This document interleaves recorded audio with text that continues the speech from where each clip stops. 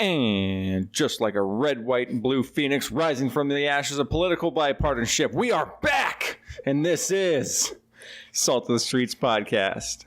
This is Saturday, July 28th, 3:22 p.m. We're a little bit late today. This is episode motherfucking 24. We out here. Welcome back, everyone, to the Salt of the Streets Podcast, your one and only source for social political commentary on weekly news, pop culture, and sports built from the ground up for people like you and me, the everyday normal person. Join us as we discuss life, liberty, and the pursuit of happiness and continue our endless effort to bridge the gap between people and information. As always, we are your hosts. I'm Colin. I'm Donovan. That's so good. That's really good. Coming up on this week's show, we've got the latest and greatest from the reality TV show we call Trump's Washington. President Trump's Washington, pardon me. We're going to be bringing you some updates on the trade war with some contextual background information on tariffs and whatnot. Yeah. And we're going to get you all caught up on the sit-down that the Secretary of State Mike Pompeo had with the Senate Foreign Relations Committee. Yeah. But of course, before we dive into the heavy stuff, just a reminder to take a second to rate the show on whatever platform you're listening to this on right now. This is mostly for the podcast people, not the live stream people, but, throw us an upvote there too. Wherever you find it, SoundCloud, Stitcher, iTunes, Apple Podcasts. If you like what we're doing, you want to help us out, all you got to do is jump in and give us a rating and a review. Greatly help us out, and we'd love you forever. Follow us on Instagram at Salt of the Streets. Give us a like on Facebook at Salt of the Streets. And follow us on Twitter. I am at Big Bird Offie. I'm at Salt of the Street. And then, of course, you can always get, if you want to get in on the pre-show action, go ahead and subscribe to our YouTube channel at Salt of the Streets again. And while you're there, don't forget to click on the little bell icon to make sure you're notified whenever new episodes drop. We're also going to be working on getting out full-length episodes of the live stream. The whole thing. So look forward to that. Yeah. And now that I think I've fulfilled our legal obligations, did I tell you where I stole that from on accident? Steven Crowder? Yeah, who it is? You told me that, I think. Yeah, either that or my brother Chad told me. I don't remember. I listened to him on occasion. And yeah, I haven't for a while. But I've been trying to do that lately. Been trying to get on. I listened to most of an episode of Pod Save America the other day. Ooh. That was tough. One's tough, dude. Dude. Pod Save America is tough. I don't care straight what up anybody says. Leftist propaganda. That is crazy. Pod Save America is tough. That is harder to listen to than Ben Shapiro. Mm-hmm. Like than even like Jason Stapleton, I think. Like Pod Save America is really tough to listen to. Harder than Jason Stapleton. I tried to explain to Tyler asked me this week. Shout out Tyler. Ty. Yeah. Tydo. He talked to me about fucking the Shane Show, dog. Like, he asked me about Shane Show, and I had not even thought about that in a mad long time. I'm not even going to shout out the Shane Show because fuck Shane Powers. Just saying. And so he asked me, like, how that whole thing went down. I'm not going to go over that whole story today. Ooh. If you're interested, if you have any idea what the fuck I'm talking about, you can ask me about it, and I'll tell you. Read a blog post on it one day. That'll be a good one. There we go. And so he asked me about it, so I like went over that whole thing and told him that like now I honestly like we're trying to make something that's almost the exact opposite of that because I feel like that's fucking such shit, you know? Like I feel like it's not good, like that's not what people need, especially the youth. Like it concerns me that's like what the like that's what they're learning, and so I was like I'm just not about that shit. It was very interesting. And so then I was telling him about Jason Stapleton and how Jason Stapleton is just hard to listen to. And I don't like it because I feel like he just doesn't know what he's talking about. You know, when somebody is starting to talk to you about privatizing public education, and making it all free market. And when someone's argument for that is, well, if I have more money, why shouldn't my kid get a better education than you? Something is wrong there. You know what I'm saying? Like, I mean, I get where he's coming from, and that's all this not stuff, me saying that if you have more money, you shouldn't have the option to get a better education. Because then you have access to private schools and stuff like that. Like that's where that would come in. But you think that because you have more money, your kid should get a better public education than mine? Yeah, because that doesn't make any fucking sense to me. Like, why should I have access to a lesser education because I have less money? Like, that doesn't make any fucking sense to me. Because there ain't no such thing as a free lunch, that Don. Doesn't, and that's fine. I know. But I'm not saying that it should be free, but I'm not saying that that it should be so widely distorted that you don't have access to something because you don't have money. Yeah. That is ridiculous. Yeah, I think from back when I used to listen to him, if I remember right, he thinks of himself as a 100% libertarian. And he's definitely not. He's not. I think he's more of an ANCAP than anything else, with an anarcho-capitalist, a mixture of like anarchy and capitalism. No government whatsoever. Everything is handled by the free market 100% of the time, all the time. Which, I mean, it's a nice little thing on paper. Yeah. Because it would show that society doesn't need rules to function, or we would, hold ourselves accountable. But I think that's kind of a utopic. Yeah, utopic. In my idea, I feel like a good example is like a college. You know what I'm saying? Yeah. Like if you have more money, like if you come from a family with money, you'll have an easier time going to college because that barrier won't be there.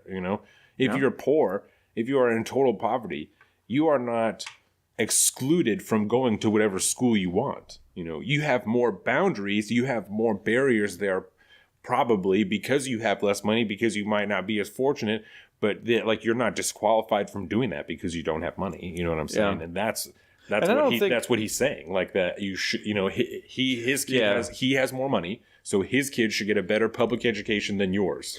I don't think it's necessarily a should. I think it's because he has the money, he should have the ability to do that. But I'm not going to argue against what you're saying, because that's not... His exact argument was, why shouldn't my kid get a better public education because I have more money? Like, that's exactly what he said. And to me, bad phrasing, because I don't think that's the real libertarian point of view on that. Like I said, that's... Right. Pretty much a hardcore ANCAP point of view on it, but like I said, I'm not adverse to having access to something better, because like I said, that's where private schools come in, higher universities, shit like that cost more money. Like that's that's what that comes into play. You have more money, you will have more opportunities. But absolutely, you shouldn't be excluded from shit just because you don't have the money. Yeah, that's not right. That's how you keep poor people poor. Exactly. Obviously. Which is why we don't do that, which is why we have like the Fed loan program, this and that and the other thing. Exactly. But it's also why college costs, more than a house these days. Because if the government's going to hand out not free money, if they're going to hand out money to anybody that wants it just to go to school, then of course, supply and demand, if the supply is massive, if the demand is massive, and the supply is not going to change, I'm just going to jack up my prices, and everybody's still got to go to my college. Yeah. You're still going to go to Stanford because you want to go to Stanford. Doesn't matter how much they charge. Exactly. You just hit up Fed loan, they'll give you a $60,000 loan. Yeah. Why not? But that's a whole nother conversation altogether. Has nothing to do with what we're going to talk about today. But that's why we like doing what we do. Because it's fun to sit here and fuck around sometimes. Even when we sit and fuck around, we have these like semi-philosophical conversations. It's like sitting outside last weekend, just barbecuing after the show. We didn't stop talking like politics and philosophy and everything. Talked about guns for a long time. We did. That's why. And if you noticed, I don't know if you can see it on the video, but we're keeping your target up on the wall. I appreciate that.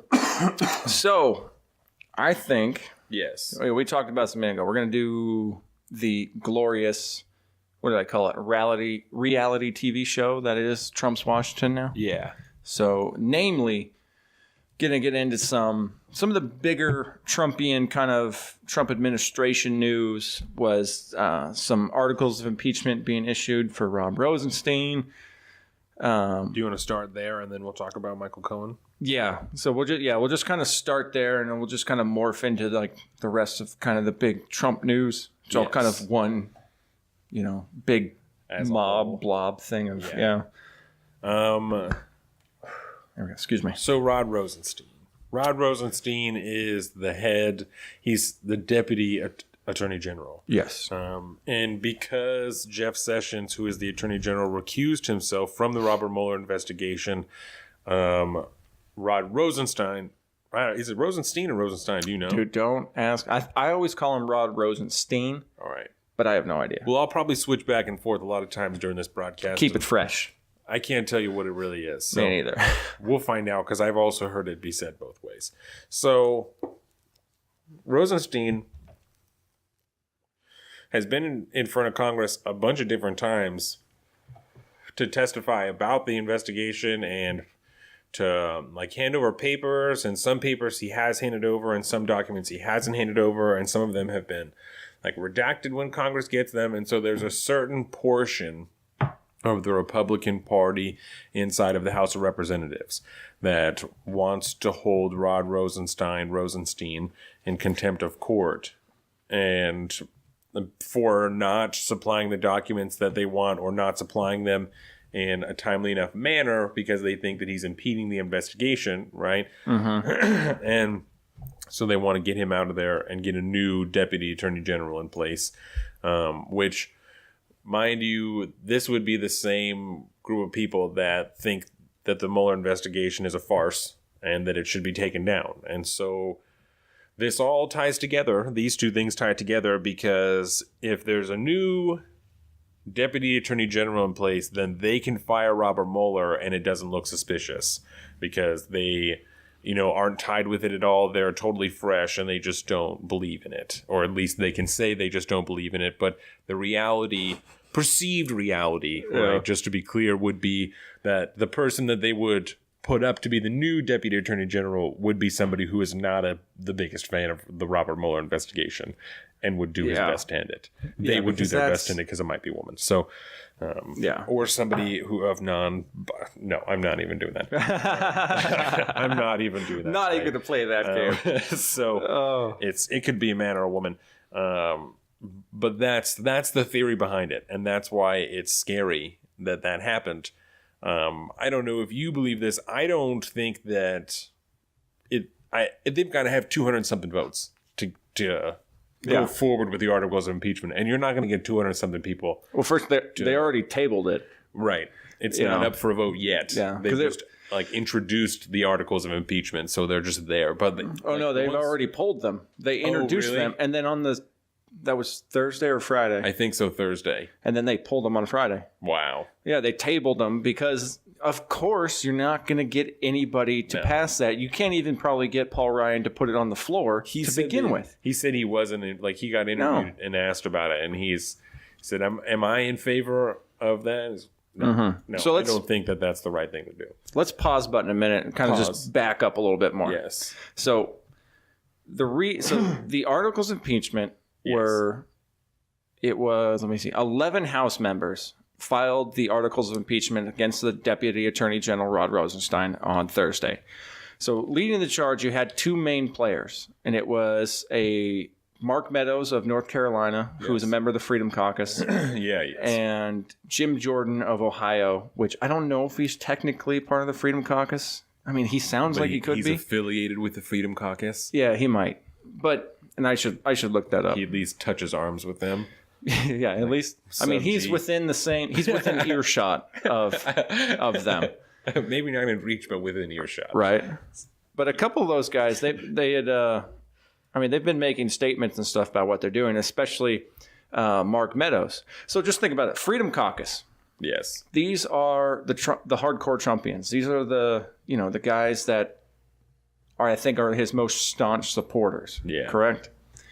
And so for them, just 11 of them to introduce articles of impeachment, I feel like they took a massive step. I mean, they just overdid the chain of command or whatever. I mean, actually, no, I don't want to put it like that. Rewind that. Scratch that. Well, I can see where you're going with that because he doesn't have to be impeached. Like, he can be fired. And he's obviously doing an okay job because he's not been fired. You know what I'm saying? Yeah. So, I mean, it would be a political shitstorm if the president was to fire Rod Rosenstein. Yes. Because it would have the perception of possibly, obstruction of justice. Yeah. But then you'd have to prove that with intent and all that, of course. But same thing goes for Jeff Sessions. That's what. That's what. Talked so much shit about Jeff Sessions for so long. Yeah, and now he doesn't talk to it. He doesn't do that much anymore. Right. But anyways, so they introduced these articles of impeachment, and I am just left wondering. Ben Shapiro talked about this the other day. If these guys are kind of like the Trumpians, why did they not walk across the street have a meeting with Trump and ask him to declassify the documents they've been looking for, because that's their big issue. Is they think Rod Rosenstein is holding back documents and all this stuff. And we did get a release earlier this week of the warrant that they got approved. The FISA warrant for Carter Page. Yeah. Who was, if you guys don't know Carter Page, I think we talked about him a while back. We definitely talked about Carter Page before, because he's one of the people that's been indicted for the he's one of the central figures around this Russia investigation. Yeah. Yeah, they found out they've been listening to him for years. Mm-hmm. Yeah, this was if you remember all the way back, I don't know how many months ago, when Trump tweeted out that, like, oh, I just found out Obama, wiretapped my phones in Trump Tower or something like that, and that whole shitstorm blew up. That was all relating to this FISA warrant. Yeah, to Carter Page and the FISA warrant and all this stuff. And so the DOJ released a heavily redacted version of that warrant this week. Yeah. And that also prompted, again, that was another kind of like, it was like the last straw for these guys of the Freedom Caucus and these other members that introduced the Articles of Impeachment, because they still thought that everything in there should have been, unredacted and declassified and all this. So I just don't understand, where is the jump from asking Trump, who has the power to either fire Rod Rosenstein, but it would put him in political hot water, or just declassify the entire warrant? Because it's up to the president to do that. He can do that if he wanted to. Especially if he's sitting around bitching about it. Yeah. So why would you not do that? Yeah. That just seems so stupid to me. I don't know what this move was supposed to do. It makes them look idiotic to me, because they obviously don't know. Waste of time. It's a total waste of time. But yeah, let's see. You had to know when you put him up that it wasn't going to go forward. You had to know. Had to know. Even if you had every single Democrat on your side, which they won't, because this isn't like, if you were to impeach the president, they'd all sign on just for partisan reasons, but not for Rod Rosenstein, because he's in charge of the investigation right now, overseeing, I guess, the whole investigation. But yeah, I just don't understand where that jump in logic came from, and to me, it makes them look like idiots. Yeah. I have lost all kind of legislative respect for these people, man. I'm going to have a quote here. Where did I throw it? From Meadows. Meadows said, right here, because this was after, I think it was right before or right after he put in the Articles of Impeachment. It said, Rod Rosenstein has been in charge of the DOJ as the agency has made every effort to obstruct legitimate attempts of congressional oversight. The stonewalling over this last year has been just as bad or worse than under the Obama administration. For 9 months, we've warned them consequences were coming, and for 9 months, we've heard the same excuses backed up by the same unacceptable conduct. Time is up and the consequences are here. It's time to find a new Deputy AG who is serious about accountability and transparency. So this must have been when they introduced the Articles of Impeachment. Wow. Yeah, but then by the end of the day, Speaker Ryan had put out a couple statements, I think, talking about it, and I don't even need to quote it, but he's like, we're not going to do this. We're not going to undermine the investigation. Right. Because what are you doing if you impeach, essentially the head of the DOJ as it pertains to the Russia investigation? How does that not interfere with the investigation? Right. But I guess if you don't think that the investigation is legitimate, which I think by introducing this impeachment article, I think you're kind of showing your true colors to say, well, I don't trust what they're saying anyways. Right. I mean, you lose all credibility in my mind. Well, it's the same deal. Some of the members of the Freedom Caucus were in the hearing, the Peter Strzok hearing, right? Oh, yeah. It's those same people that, they're what's that guy's name? Trey Gowdy. Trey Gowdy. I think he's a Freedom Caucus guy, isn't he? So. I'll fact check that. But I mean, it's the same idea. They're with undermining the Attorney General or the Inspector General. It just doesn't make sense. None of it makes sense to me at all. And it's like, it's all bad politics. It's part of like that deep state narrative, like that. I mean, that's all that it can be. Just that you think that there are people who have bias, throughout the intelligence agencies and throughout Congress and stuff. And I just don't, the administration itself, the Department of Justice, like, I don't get that. It doesn't make any sense to me. That seems like a scary place to live, like in yourself. That's a scary mindset to live in. It's like a conspiratorial mindset. Yeah. But I mean, we've seen this a lot over like the last year and a half or so, where a lot of House members and even senators and stuff can harbor some real conspiratorial thoughts. Yeah. But this is a governmental conspiracy thought that I don't think has any merit whatsoever. And just in the fundamental belief in that conspiracy, you're undermining our democratic republic altogether. Well, and these are people that were put into place during the Trump administration. Like, it's not like there are Obama leftovers or anything. Mm-hmm. Obviously the people that work for the FBI, but this guy Rod Rosenstein and like Jeff Sessions and the IG, the Alan or Horowitz, whatever his name is, David Horowitz. Yeah. All those people were put in place during the Trump administration. Yeah, they were all his picks. That's weird. So why are they now? All of a sudden they're the deep state. I don't know. Yeah, I think it's just fucking crazy, man. It's just like that doesn't even run. That you can't even use logic to follow that. It doesn't make any sense. It gets there's lost. Zero logic behind it. Fucking 2 minutes of us talking about it. No. And I was just looking through here. I don't mean to be like off in another world, but I was just trying to see if Trey Gowdy's in the Freedom Caucus.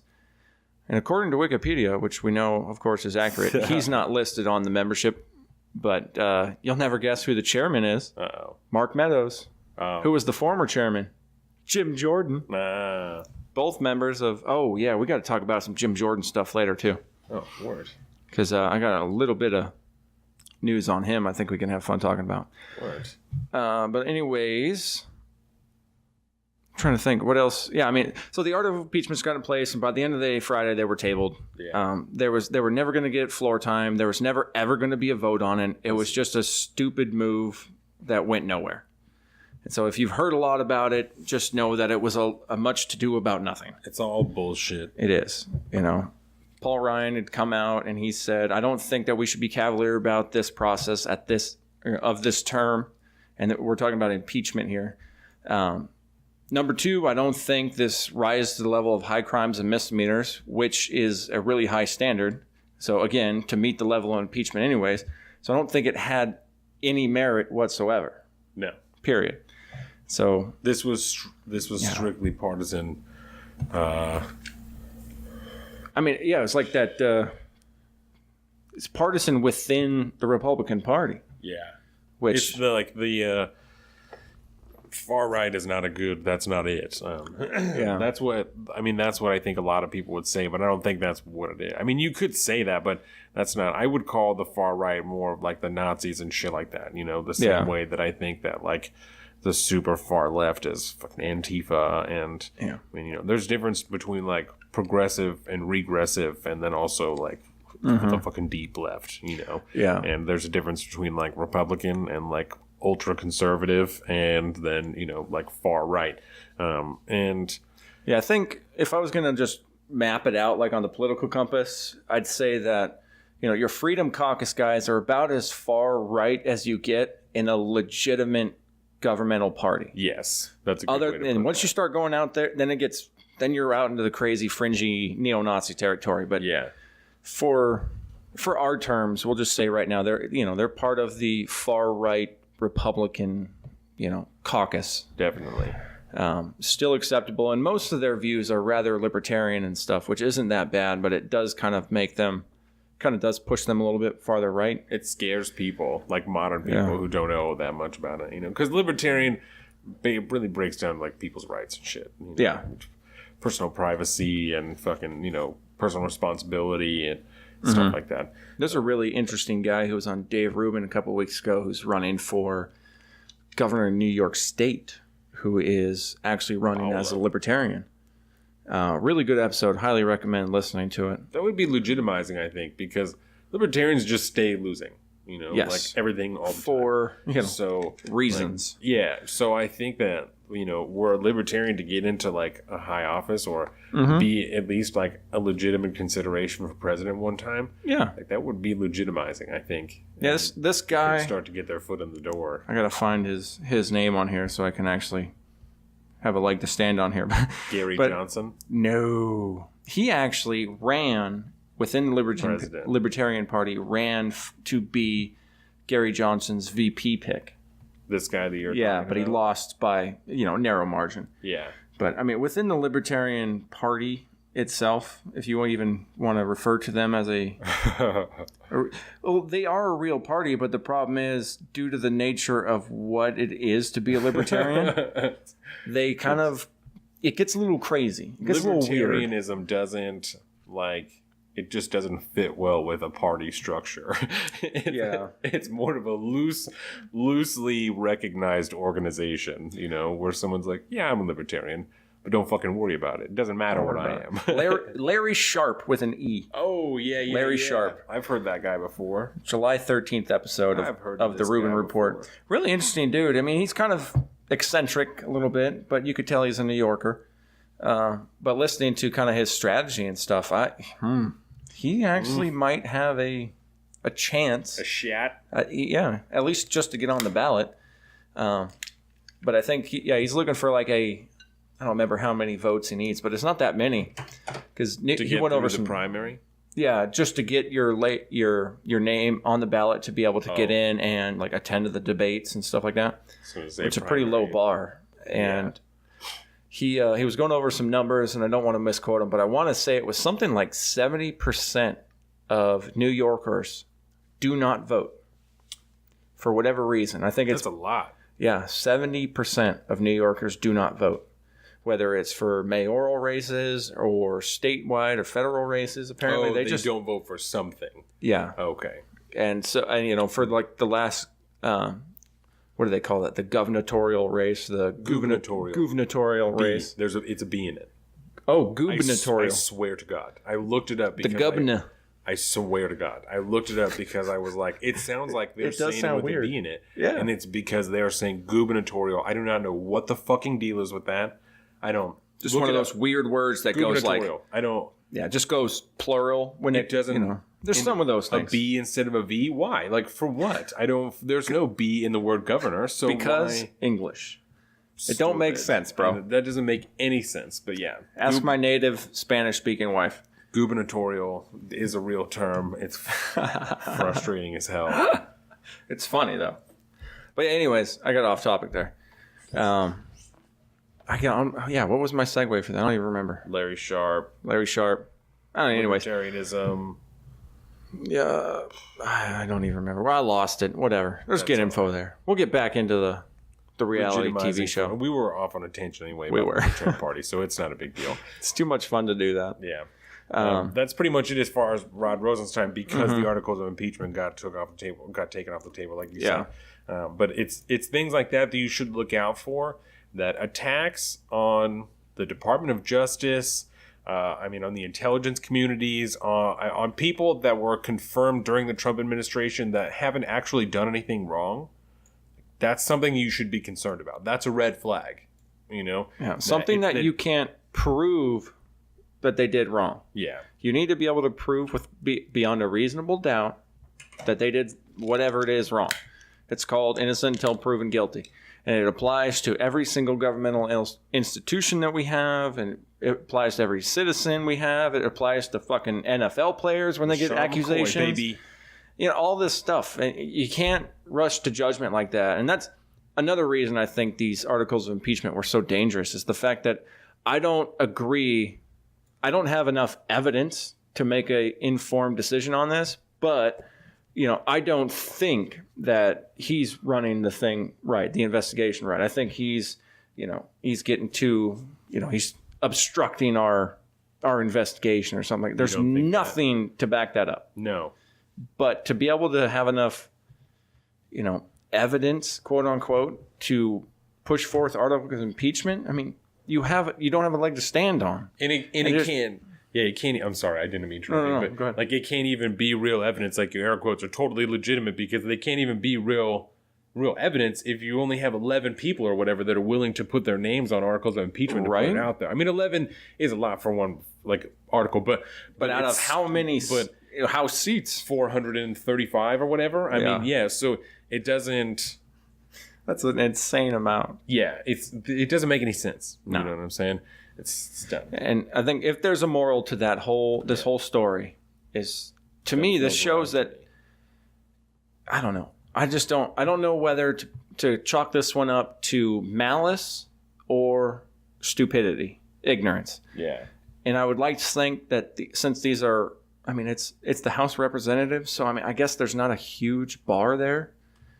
To understanding how, the deep workings of how government works and parliamentary procedure and all this stuff. But 435? I'm good. God Google. damn it, I'm good. You are good. Brush it off. You're on camera now. You can do that. I got scared for a second. I was like, that sounds wrong to me. But that's it. It's 435. And so 11 people. Somebody that's good at math, tell me what percent that is. It's not very much. That's not even. That's nothing. So 1% is 4. So 3% would be 12. So it's like 2.8%. Yeah. We'll just pretend. Which is not a winning majority. No. At all. So it's stuff like that. They should be a red flag. Not to say that those are indicators of guilt on the part of President Trump or anything like that, but it's things that should be catching your eye. Those are things to be looking out for, I think. Yeah. If anything, it's an obvious misdirect. If what they did was 100% on purpose, which, again, I don't think so. But just let the investigation finish up, man. If you don't agree with it, call for another one. Right. Put new people in. But you can't just change out whoever's in charge of your investigation just because you don't trust them. Right. That's not how this works. I mean, we'll go ahead and we'll just replace everybody in the investigation with somebody of the Freedom Caucus like Jim Jordan and these people, Mike Meadows and stuff. Mark Meadows, whoever they want to put in because they trust them. Okay, well now you've loaded the deck with all your people, and guess what? The investigation goes away because there's no there anymore. Well, then you obstructed justice. Right. Congratulations, you idiot. But yeah, we'll quit kicking that dead horse. Let's talk about Michael Cohen. Oh, word. And the tapes, man. Yeah, the tapes. So we talked about Michael Cohen a long time ago because I have it in my notes still. Mm-hmm. In fucking April, his office got raided and his house got raided, and President Trump said that by the FBI, right? Broke into his office. Yeah. But they didn't. They had warrants and raided his office. Yeah. Apparently it was very cordial and all this good stuff. Yeah, and they took a bunch of stuff, and then the next week, that was when Giuliani was added to the legal team, and he went on Hannity and said the president paid Cohen $130,000 for Stormy Daniels. Like this is when Rudy Giuliani went on that tear of saying a bunch of stupid shit. And I mean, I would argue that he hasn't stopped, but that's okay. Yeah, and Giuliani was trying to show that there was no campaign finance violation, but he actually showed that the president lied because he said that he had no idea, like he never paid any money and didn't know and all this stuff and blah, blah, blah. I don't want to fucking talk about Stormy Daniels for a long time. Please and thank you. Yeah, and then Sarah Sanders came out on the 3rd. That's Thursday, 4/3. That's got to be wrong. Anyway, it came out like a couple of days after and said that Trump didn't know at the time, and that's why he lied about the money. And swing on and miss, girlfriend. Right. So I don't know exactly what the deal is with that. But that's in early April. So you can go back and you can look at that press briefing. Because I listen to them. I watch the press briefings, and every time there's a new one. I catch them live if I can, but they're fun. Right. So you can go back and you can look that up. And now, like you said, there's like tapes, right? That's what's going on. I don't know a whole lot about it, what just happened. Yeah, so earlier this week, it was a Tuesday night, a recording was released of Cohen and at this point, it was candidate Trump, I believe, talking. 2016, I think, right? Yes, it was September 2016. So he's got to be candidate Trump at the time. Yeah. Not quite November. Yeah, because the story they were trying to cover up was in September 16. So yeah, it would make sense. Yeah. So anyways, yeah, they were talking, and it is through the FBI investigation through this, we've discovered that Michael Cohen has been taking audio recordings of like all of his conversations with Donald Trump. Which sounds to me like I instantly went, wait a minute, you've been a mole this whole time? Wait, right. Pause button. Okay. That's my own little conspiracy. It's too convenient. Yeah. But a short clip of one of the recordings had leaked out on Tuesday. Through the deep state. Through the deep state, as we all know. And it was a short little clip of him and Donald Trump talking about how to handle this payoff for the Karen McDougal story. Yeah. Karen McDougal story, which was another adult film actress who allegedly had an affair with Donald Trump. Allegedly. And she had sold her story to... they mentioned the guy by name in the recording, but it doesn't really matter. Our friend David. Our friend David, that's right. Because they were talking all mafioso style. Yeah. I was like, yeah, my friend David, he needs a Coke. Give him some Coke. Need to set up a company so that I can pay our friend David. Yeah, it was so... that he's done. So Godfather style. Yeah. You can look that up. I think they aired it on CNN or something like that first. Yeah, I think CNN was the one to originally break the story. Yeah. But anyways, yeah, they're sitting there talking, and he's talking about how he's got to set up a shell company so that we can make the payment through it, and blah, blah, blah, blah, blah. And then Trump goes, well, why don't we just do cash? Can we just... I mean, you can't quite understand him saying that, but you do hear the word cash come out of his lips. And Michael Cohen, no. We're not, because once you do that, it's campaign finance violation, from my understanding. Versus if you run it through a bunch of back channels and then cut her a check through one of those, it's not a campaign finance violation. I cannot remember what the process is called. So fact check, something in Barry or some shit like that. So the idea is to set up a shell corporation, right?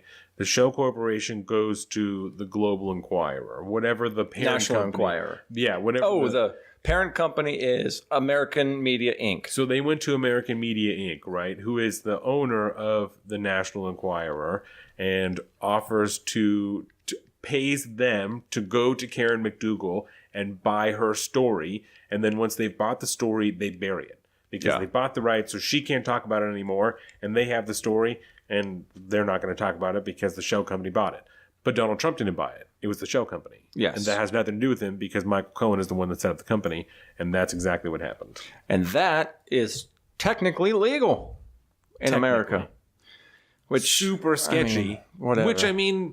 Yeah. Only because he's a candidate at the time. Only because he's like actively involved in like a presidential race, and that's why it's sketch. Because if you're a normal person, who gives a fuck, right? Yeah, and it's just a way to keep you anonymity. It makes you a sleazy person, but I don't give a fuck because you're a private person. But when you're running for president, your private life matters. You know what I'm saying? So that sucks. But that shit's important. With the role that the president has in the modern day, your private life matters with what you're doing. Yeah, and I think that speaks to the true nature of who we're dealing with here, who President Trump really is. I mean, he's a sleazy real estate guy from New York City. Yeah. This is the way he has always and will always do business. And so now that he's in a government office, the highest office, he still runs everything that way. Grab him by the pussy and stuff. Yeah, grab him by the P word. Grab him by the P word. Sound clip.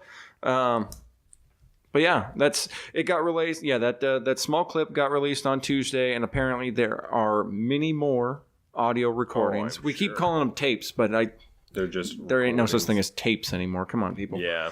They got I don't know what you do. Record it on your iPod or something like that. What do you do? Do they still show like a picture of a tape when they play them on TV? I don't know. I don't watch TV, so I don't know. I mean, it's not like there's any way that it was really recorded like that. Like Philly D always, he shows like the wave format, like our Audacity shit, just while they talk. with subtitles usually. Do you remember when they used to do that though? Like on the news, if they're gonna play tapes of like a 911 call or something. Oh yeah, and they have like the old reels going. And you can see it like spinning. Yeah, the stock footage of a tape recorder. Ooh. Yeah, so I wonder if they still do that, even though they know that it's not recorded on tape. I bet you they do it on like local news, especially. Yeah, they got to do it. It's too nostalgic to let go. What are you doing? It's cheaper too, I'm sure. To use that just same use the stock old thing. footage. Yeah, they've digital copied it by now, and they just splice it in. Just put it on the green screen. Yeah, it's good to go. Oh, so anyways, tapes came out, and then almost kind of confirming like what we thought had happened with the Shell Corporation, what we just explained. Because that's part of the Cohen story with $130,000. And I don't remember exactly what episode it is that we went over that, but we have talked about all of that before. Yeah. So you can even go to the pre-shows on YouTube at Salt of the Streets, and you can, find out from those. Which episode applies. Which episode we talked about it. And then you go on to whatever podcast platform you find this at. And you can listen to it. Absolutely. We'll tell you all about it. And then you can catch come back and listen to this. But so that kind of led into just more Michael Cohen news, because Michael Cohen is in big trouble. And so he is working with, this is the Bob Mueller. No, this is a different FBI investigation, right? Or is it? I can't remember. They cross over so many times. This is the probe, I think, into interference or this is the like collusion with not collusion but with the Russian interference. No, not Russian interference, but Trump, like with the campaign. Okay, so this is a campaign collusion investigation. Yeah, this one has to do with the campaign. The other one doesn't. Just has to do with the election. So this is just FBI, not Bob Mueller. Yes. Okay, so that's how we should refer to them. Is one has to do with the campaign and one has to do with the election, because those are two completely different things. And that's, if you have listened at fucking all to anything that we have said, you know that those are two different things. So that's how we'll refer to those two different investigations. The FBI is the campaign investigation, and the Mueller investigation is the Russian investigation. Yes. Is the election investigation. Oh, that was a point I forgot to make about the first part of the topic, the Rod Rosenstein thing. Yes. Is that I think this, again, shows that these people that are so diehard to go after Rosenstein, whatever, to go after him, they still can't get the story straight. They can't follow which investigation applies to what. Right. And I think they're really kind of upset about the campaign. Yeah, the campaign investigation. Yeah. Not the Russia investigation. Right. Although I think, because they still, I think, buy into the conspiracy that the Steele dossier was the only thing that gave them approval to get the warrant and all this stuff, and they think that was garbage, but I think the warrant they got was 500 some pages long, and like the vast majority of them were all redacted. Right. To show, I don't think that's just the Steele dossier's 500 pages. No, I don't think so. No, because they've all already seen that. Yeah, there's plenty more involved in that warrant process. Yeah, and I don't think you have to have that even declassified to know that there's a whole lot more here that you don't know. Right. And just because you're a representative doesn't necessarily give you the clearance to be able to know that kind of stuff right away. It's called classified for a reason. Well, I also think that you're right that it's tough because the Mueller investigation, the election investigation, has tendrils that have reached over into the campaign war. Yeah. Because President Trump has done some really sus shit, like for starting in 2016 all the way through to now, continues to do even sus before shit all that. the way. Yeah. Continues to do sus shit to this day. Yeah. So we'll talk about it more during the Pompeo hearing, but we know for a fact that just due to President Trump's real estate relationships over the years, he has had pretty close business relationships with Russian oligarchs and even, I don't know necessarily the Russian government, but a lot of kind of Russian money has been part of investments into some of his real estate endeavors and all over the world. And so that we'll talk about it later in the Mike Pompeo, but I think that's another reason why those like you said, those tendrils can sometimes bleed over and kind of wrap into each other and make it so confusing. Yeah. But the fallout from the tapes, That really hasn't been that much fallout. I think, honestly, the tapes, when you really look at it, I mean, at the most, it will prove a campaign finance violation if they can figure out that, or actually, it can't even prove campaign finance violation because obviously they didn't just give them cash. Right. Because that would have been a violation. So they went through the shell corporation, which is legal, but it's still still garbage. Yeah. So there's not really anything there anyways. It's just, okay, you caught Donald Trump in another lie. Right. Congratulations, it's an average Tuesday. I think people are just hoping that, especially like progressives and lots of Democrats are just hoping that something will finally be the final straw. Yeah, they're looking for that smoking gun. I don't know. I'm confused almost as to like, I feel like if there was almost anybody in office that had done most of the stuff that Donald Trump has done, they would not be in office anymore. But I don't know that that's the case, because I know we've never really had to deal with it like that. Never seen somebody just act inappropriately, when they're the president, because consistently. Because that's what a lot of it is just really inappropriate stuff and talking all the time, and I just a lot of shit that shouldn't be done, but it's talk. But obviously nothing yet has been illegal, It's just all so weird and so abnormal that people are surprised, and they're like, when is enough going to finally be enough? Well, that's where that narrative for a while came as, we can't normalize this. Yeah. It's like, you already did. By talking about it every single day, and this is the new normal, at least for now. Just based off of who's in the chair. Yeah, he's the president already. It's too late. Yeah, just got to deal with it, man. The moment he was elected president, it was normalized. You know what I'm saying? So, and I think so there was another kind of just going off of more and more Cohen stuff. Tell me. Let's see. CNN, we had a report from CNN on Thursday that claimed this was coming from anonymous sources, which was kind of sketchy. But Cohen alleges that Trump did not have, or that he did have knowledge that the infamous Trump Tower meeting with Don Jr. and Natalia Veselnitskaya. Ooh, boom, nailed look it. At you. I didn't even write her name down. Ballin'. I've just heard it 1,000 times over the years.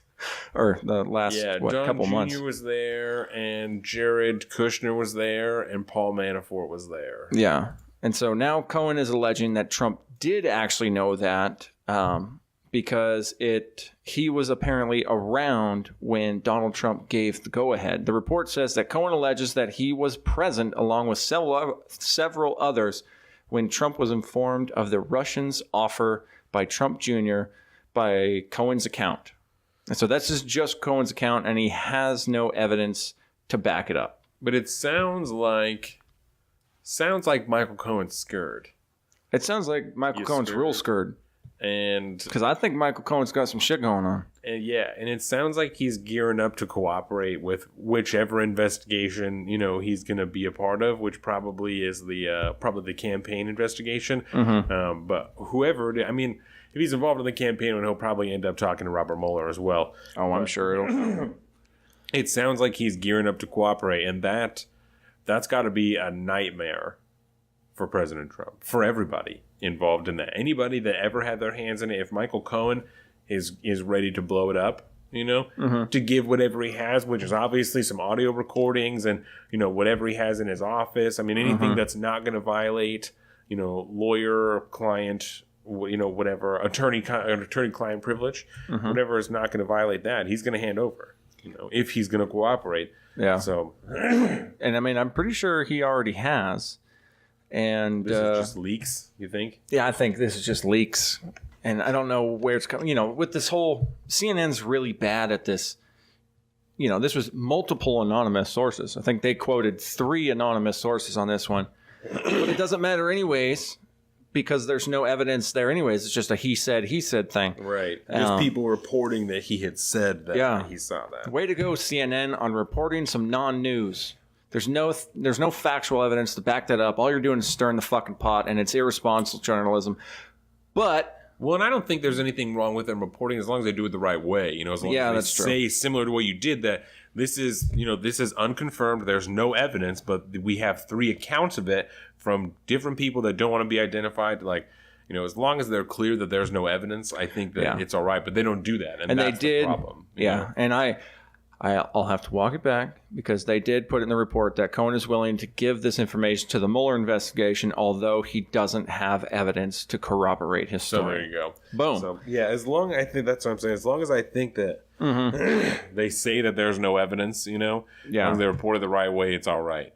But I think a lot Then they don't. Then it's just kind of lazy. And it's not just them, you know.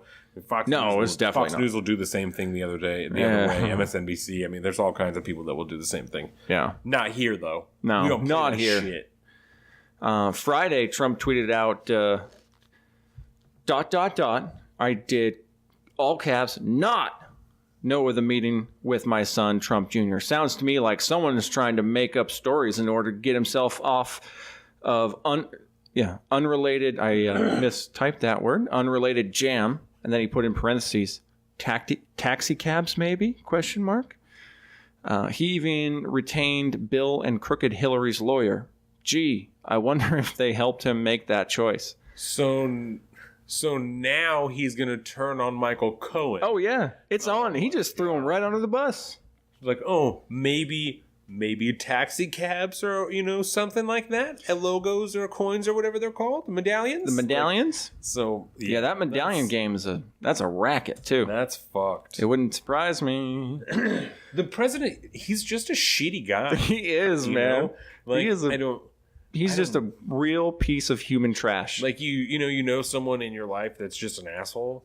That's who the president is, and that sucks. Like I don't want a president who's just a dick. You know, he's just a sleazy, just shitty dude. Yeah, like I know a lot of assholes in my life.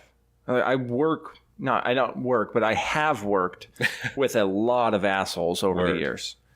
I'm lucky that my job right now is pretty nice. I don't have any real assholes in my work life, which is great. Yeah. But yeah, I've worked with so many different asshole-ish people over the years. None of them have even come close to being this level of asshole. It's like, God, man, multiple affairs with like on your pregnant wife and like lying all this about it, and consistently like a pathological liar all the time about everything. Stuff that doesn't even matter. Doubling down on lies that don't matter. It's terrible. Insane. Yeah. But yeah, he tweeted that on Friday as kind of a retaliatory throw under the bus. Rudy Giuliani came out. He recounted on Fox News this week. I think this was on Wednesday or Thursday. RG. He said that he started calling Cohen like a liar. He said, you know, it's like he calls him a liar. He lies like crazy. He lies his entire life. But back in May, he was on Fox. I think this was Fox Business, and he said Michael Cohen doesn't have any incriminating evidence against. Because this was back when they first raided his office. So what was that? April then? It was the end of April, and then so Rudy came out after that. Once he became the lawyer. The 9th of April was when they raided his office. Okay. Yeah, then it took some time for him to step down, Giuliani to get brought in on board. Yeah, it was like a week later, I think, maybe 2 weeks later that Giuliani got put on at the team. And then he started making the speaking rounds, and like just that's what he was. Had that foot and mouth syndrome. Yeah. But they pulled a clip. I was watching Philly D earlier this week, and he pulled a clip from back in May apparently, where Giuliani was talking about how Cohen is he's an honest man and an honorable lawyer, and then now he's saying he's lies all the time. He's lied his whole life. All these people that I've ever known that know him say he's the biggest liar. Jesus, like, really, Christ. Bro? Really? You ever heard of this thing called audio tape? They're all pieces of shit, dude. I know. All of them. It's insane. Fuck. And I think, semi-fortunately, I think that kind of wraps up the latest and greatest from the latest episode of the reality TV show we call President Trump's Washington. Man. It's a mouthful. It's a head full. Yeah. And sometimes I want to smash my head against the wall. moving away from the Oval Office, we can move to Mike Pompeo, which still stays in the administration, in the cabinet, but out of the direct Oval Office. Mike Pompeo is the Secretary of State, used to be the director of the CIA, and was a representative before that. Balling out here. Don't remember what state. Fact check. I will look that up Tuesday. So Mike Pompeo, earlier this week, he went and testified in front of the House Foreign Relations Committee to talk about the meetings that happened between President Trump and Kim Jong-un, and then also the meeting between President Trump and Vladimir Putin. Because nobody knows what the fuck happened, because both of them had, like, meetings behind closed doors with interpreters, and then never really told anybody exactly what happened. It was a pretty interesting deal. You said that you watched, like, some highlights from this, right? Kansas, by the way. Kansas. There you go. Boom. One of the things that I thought was, let's say, interesting was how openly aggressive Mike Pompeo was towards everybody he spoke to. When I first started writing my notes on this, I was referring to his demeanor as defensive. Oh. And I went back and changed that to aggressive. Yes. Because he was very aggressive. Very, very aggressive. The first, when Menendez, right, when Representative Menendez started to question him, the very first question he asked, did President Trump tell you what they talked about in the closed-door meeting he had with Russia? And immediately Mike Pompeo got all kinds of uppity about, oh, well, I don't like, the insinuation in the way that you asked your question that it's inappropriate for him to have some type of meaning. And Menendez said, I don't care what your predicate is. Like, I don't care what you think of the way that I asked the question. Answer the question. Like, that's why you're here. Pretty simple. I mean, it was a very simple question when you think about it. Has the president... Because, I mean, he did have kind of that preamble beforehand. Yes. Which could be taken a couple of ways. Because he's the ranking member, I believe, of the Foreign Relations Committee. So he gets to speak. He has an opening statement along with Bob Corker, who is the head of the Foreign Relations Committee, who I have to mention, this is a side note, but Jordan would kill me if I didn't mention it. When he talks, before everything that he says. And it's almost like John Podhoretz. And this and this and this. And blah, blah, blah, blah. And this and this and this. Irritated the fuck out of Jordan. It was all that. And he's sitting right next to his mic. So it's... Dude, I used to have a problem doing that. And I think it was actually in some of our earliest episodes. I was listening to him going, God, I fucking hate that. Yeah. I got to stop, and I try not to do it anymore. Well, and I do it sometimes too, but he was doing it literally before everything, like, new sentence he started. It was bad. And that was Bob Corker. Bob Corker. Okay. Well, I'm going to pay attention to that next time, and it's going to piss me off now that I know about it to listen for it. Yeah. So Menendez, you're right. He did have that opening statement where, I mean, he obviously, he said that he felt like it was inappropriate that they'd had closed-door meetings and then didn't talk about what had transpired in the closed-door meetings, which I can't say that I wholly disagree with. Me neither. I think that it probably is something that people should know about, you know? Mike Pompeo, I'm sorry, go ahead. I was just going to say, before we get too far into that, I totally agree with you that I don't think it's necessarily something that should have set him off like that. Yeah. And whether it was on purpose or not, he used that as an excuse to just be combative the entire time.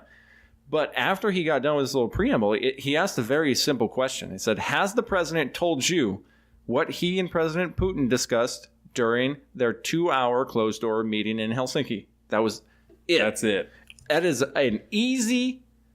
It's both politically easy. It is a very easy, I'm not going to self-incriminate myself. It's just, we talked about it. You had a debrief, man. Yeah. It's not that difficult. Yeah, no, he didn't ask you. I mean, he would have asked immediately afterwards if he would go into detail, and at that point he can say no, but I mean, up until that point, there's no reason that you don't just say yes. I've had discussions with the president about what he discussed. Yeah, because it wasn't until 3/4 of the way they're back and forth that he actually said that, he was debriefed and all this stuff. And so, yes, he has a good idea what they talked about and all this.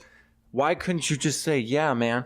Yeah. Okay. You're already in your position. You're not looking. This isn't an appointment hearing. Yeah. All you got to do is say, yeah, it's part of my job to know that stuff. He just continued to defend the president's right to have private conversations, which is fine if the president is going to invoke executive privilege with somebody that he's having a conversation with and then nobody gets to know about it. But he's not doing that. He's having a conversation with possibly the largest political probably either top one or top two largest political adversary that the United States has right now, that in China, right? Yeah. So I don't think that is unreasonable for the people of America, or at least the people of Congress and the Senate, to have some type of idea of what transpired in that meeting, right? Mm-hmm. Whether or not they get a fucking readout, of exactly what was said, they should know what happened. Like, they should know. With 2 hours, when it was supposed to be an hour, and it went almost 2 hours long, and there's all this inappropriate stuff, especially, right, with all of the investigations going on, with the campaign investigation. Like, why would you not just say that so that you can just clear yourself up a little bit more? Like, he wants to just continue to try and play victim so that if something that he's making up finally happens, then he can be a martyr. Yeah. But, this shit doesn't make sense, I don't understand this. But it's a problem.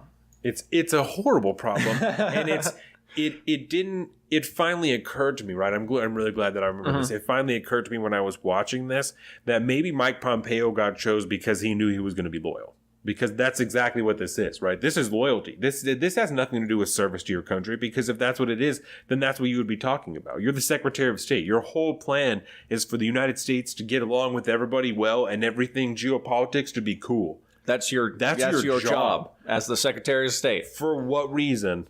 Other than you have...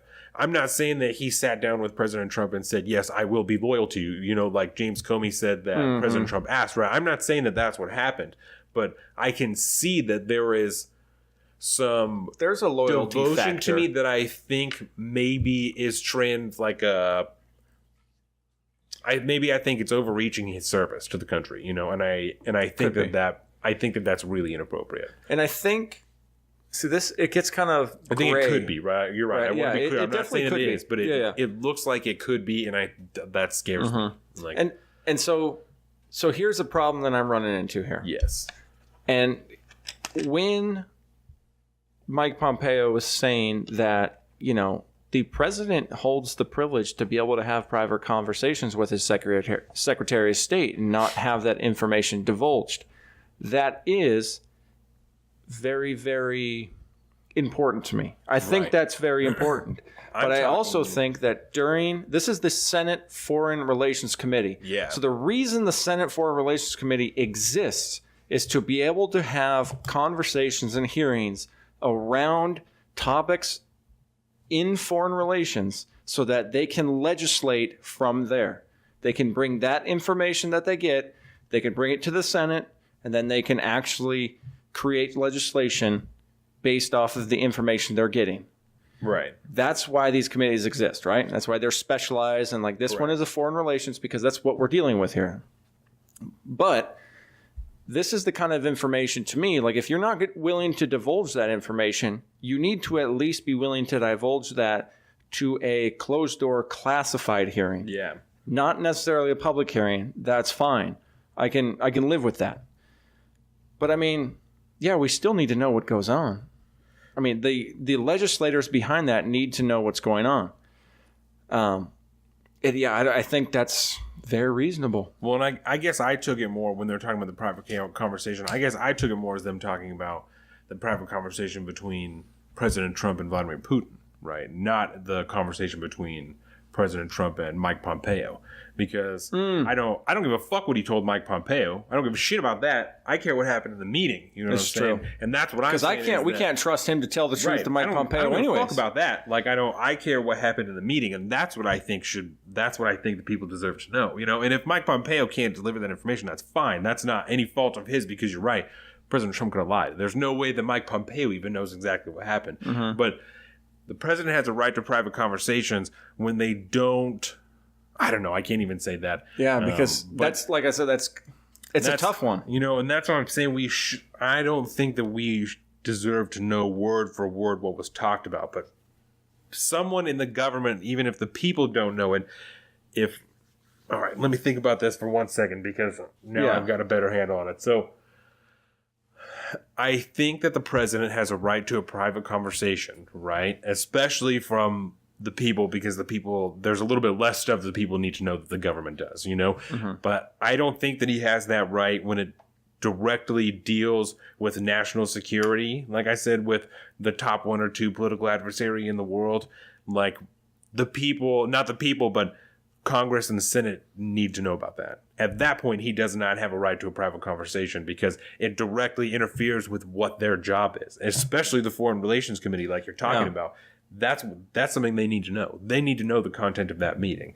And I'd be curious to see how common this whole closed door meetings between world leaders is. I don't know. You know what I mean? Because how often does that happen? Are we making a big deal about this just because it's in our view now and we don't usually hear about these things? Or do they just not happen that often? And I don't think that it's a big deal, right? Like that it happened. To me, it's a big deal that we don't know about what happened. That's what my problem is. I mean, even with the meetings like in Saudi Arabia that they had when he first became president and stuff, we learned at least the bullet points of what they talked about. Right. Why don't we get that now? Yeah. I mean, they were asking some pretty legitimate questions. I think it was, it was so bad the way that it was being asked. But what is it? Senator Tom Udall of New Mexico, word.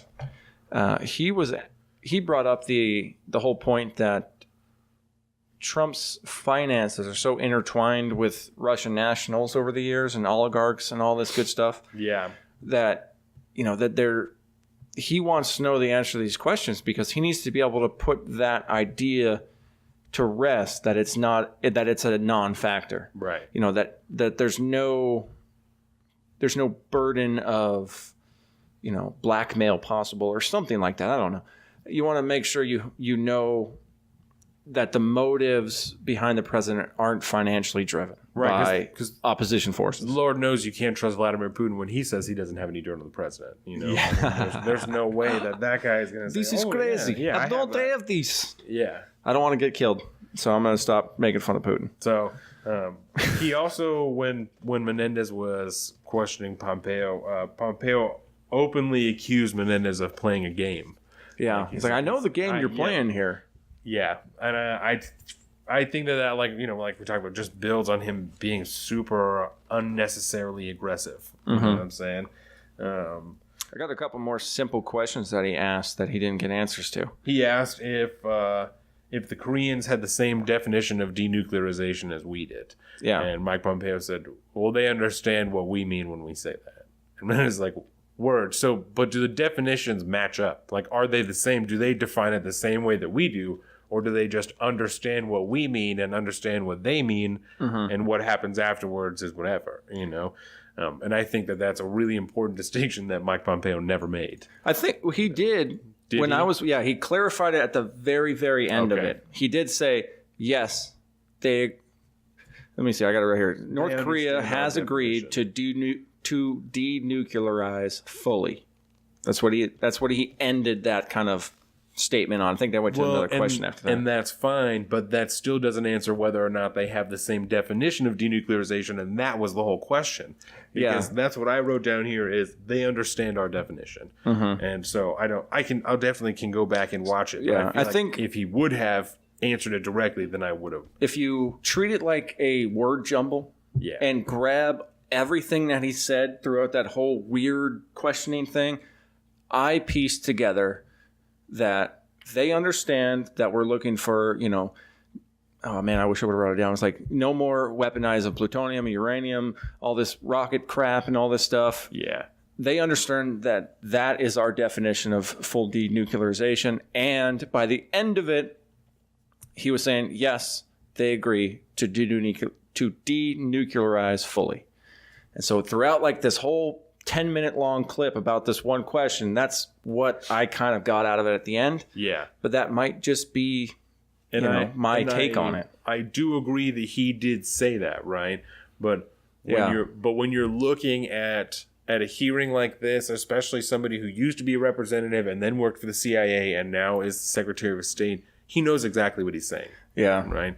He knows exactly what he's saying because he knows exactly what Menendez asked him, and that's why he said what he said.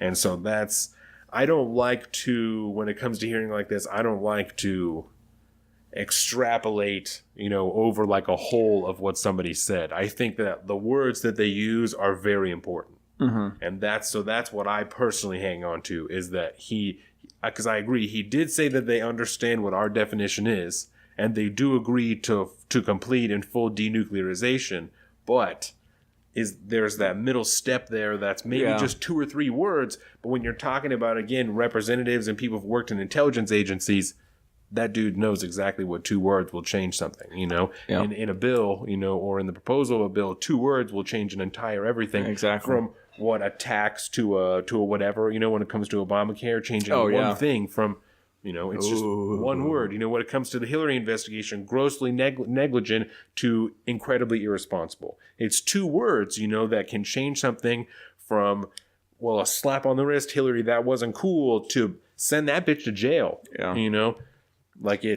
And that's what the government is, and that's fucked up. But when you get to that high of a level, that's what people are hanging on to. Individual words and tones and shit. And I don't think that anything you're saying is unfounded. Yeah. I think it all makes perfect sense. I guess maybe I try to take it as a bigger picture maybe, and just, I could see that. I'm not going to fight you on that one at all. I don't know. I just, I put a lot of power in people's words. You know what I'm saying? Yeah, it's important. Yeah. And that was one of the things that they talked about in this hearing, was the difference between the president's words and policy. Because Mike Pompeo was trying to draw a distinction between, he's like, well, it doesn't really matter what the president says. It matters like what we're doing. And most of the representatives were like, I don't know that that's necessarily true. Like, if you're doing what you want, but the president is saying something completely fucking different, then how can we even trust what he's saying at all? And if he's saying that he's outlining policy and that's what we're believing, and then different things are happening, then that's not the same thing, you know? And he eventually did have to correct himself and say that the president's word was policy and not what he was doing. Yeah, he almost got into it. Because that's like a borderline usurpation of power from the president, the way that he's defining it. What does it matter what he says? It matters what we're doing. Yeah. Well, that's not really your job, is it? Yeah. That was, you're right. I think he had to walk that one back. Yeah, he did. And somebody, I don't know, I don't remember which senator it was, but he gave him that one. I think. And he's, thank you, Senator, for allowing me. I misspoke. Let me. Thank you for allowing me to walk that back. And it was either Jeff, or it might have been Bob Corker. Didn't ask any questions. He reserved his time to interrupt. So it might have also been Bob Corker. He might have interrupted to say, "Let me give you a second so that you can redefine that a little bit." Because I don't want you to lose this game right now, bro. Yeah. You're making a bad move. Because if he would have walked out and that's what he would have said, that's what President Trump would have heard. Because President Trump is known to watch things like this, to watch hearings, to watch special announcements. The New York Times reported once he watched like 8 hours of TV a day, right? He's got to just have a TV on, like in the Oval Office and stuff all the time, just watching whatever's going on or in whatever room he's in. He's got to just have hella TVs. If that's true, that's alleged. I'll fact check, try and find an article for that on Tuesday, but I wouldn't doubt it. But if he had walked out of there and that's what he would have said, like I said, that's what the president would have hung on to, and Mike Pompeo might have been out of a job. Yeah, he would have been done. Yeah, there's no way that somebody with the personality of President Trump is going to be allowing someone in his cabinet to go out and openly say that he does different things from what the president says. Yeah, because that doesn't fly in this White House, in this administration. So let me just run out a couple quick questions. I think these are all from Bob Menendez too. So did the president discuss canceling or relaxing sanctions on Russia? Yeah. And then again, Mike Pompeo just spoke to policy. He said, "Oh well, I already talked about the policy in my opening statement." I'm like, well, again, that's not what I fucking asked you. No. Like, and I think it is important. I do have some of those policy positions that he did list. I think it is important to know those too, Yes. because there is a lot of misinformation going around about how Trump is soft on Russia. And maybe in his words and some of his actions, but the administration itself, coming from the executive, has not necessarily been soft. It's not soft, but it's not as tough as it could have been. Speaking strictly at this point to the sanctions, they passed all these sanctions. Not all of them have been implemented. There are still some that have not been put for whatever reason. Yeah. And representatives here asked about that same thing, that, well, there are still sanctions that haven't been... Cardin, it was Representative Cardin. He questioned why all of those sanctions hadn't been implemented, and Mike Pompeo said, "Oh, well, I mean, we passed the bill. I mean, we signed the bill." And Cardin said, "Well, that's fine, but I'm asking why all of those sanctions that are on that bill haven't been put into place, because if they're all agreed upon, if the bill has been passed, then why hasn't the whole thing been done?" Put a post date on that check, baby. Exactly. So, and I think let's wait till I'm out, and then there we go. And I think that's not me saying that they've been weak on Russia, because I agree they've not been. That is I think a misconception. But there are things that have not been done, that have been agreed to be done, that somehow are getting stalled up in the administration somewhere. Yeah. I mean, big questions too, like you said, the sanctions, perfect example of, okay, so that's an aspect that, okay, why haven't they all been implemented yet? Is it a logistic problem? Yeah. Is that, because I don't know how these sanctions work. They're usually towards individual oligarchs that, have business ties that somehow or other touch the U.S. dollar somewhere around the world. Yeah. And I don't know exactly which ones haven't been implemented yet. I just know that there are some on that sanctions bill that have not yet been implemented. For whatever reason. And do not try to fact check that, because that will take you forever to try to figure out what the sanctions are, how the sanctions work. Let's just trust on the sanction system. We'll just ask why they're not here. And have not been. One of my favorites, though, and this to me is something that I wish the whole world would have stomped Putin's dick into the dirt about. And this is about... their annexation of Crimea and eastern Ukraine. Right. How is that in this millennia, it's before, it was after the year 2000. I'll be safe on that one. Yeah. How a country can invade, a major world power like Russia can invade another country and annex part of it and have really no worldwide recourse. I mean, is it just what annexation is? Annexation is basically you're going in and taking over a section of somebody's country, and now it's yours. Crimea, that's the way Crimea is right now. It's run by the Russian state. Yeah. Eastern Ukraine is the same way. That's where... There's a puppet leader in there that's a Russian.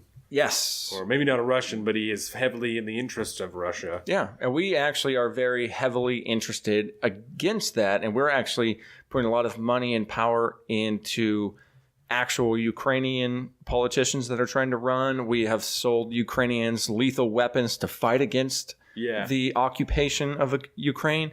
I mean, it's an active, ongoing proxy war. Yeah, they passed sometimes hot, sometimes cold. They passed what's called, Mike Pompeo outlined what's called the Crimea Declaration. And he said he couldn't or wouldn't break down fully because it's probably just a super long deal. But he said that it calls for Russia to leave Crimea. And this is a direct quote. He said, "The U.S. cannot and will not recognize the reported annexation of Crimea."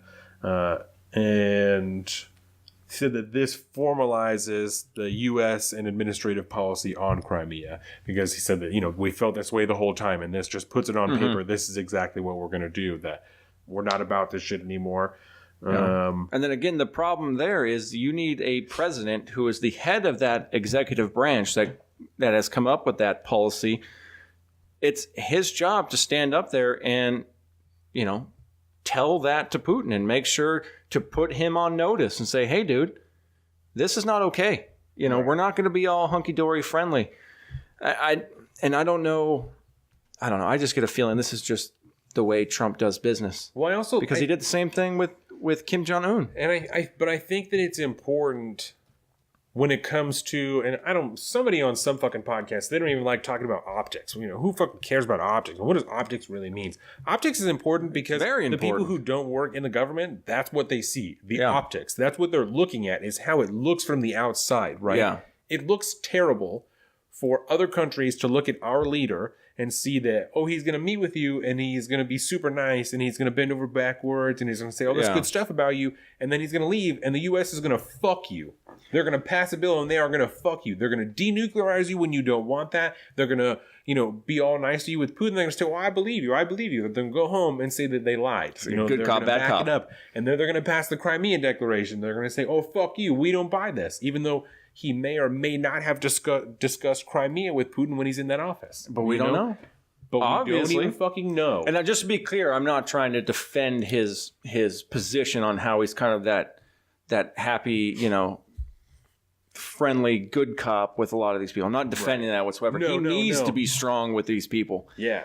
And I think that it just sets a bad it sets bad precedent. A bad precedent just for other people to be looking at the U.S. It's going to make other people not want to work with us. Same way Theresa May. It's like, I told her what she should do with the EU. And then she came out and she's like, he told me to sue the EU.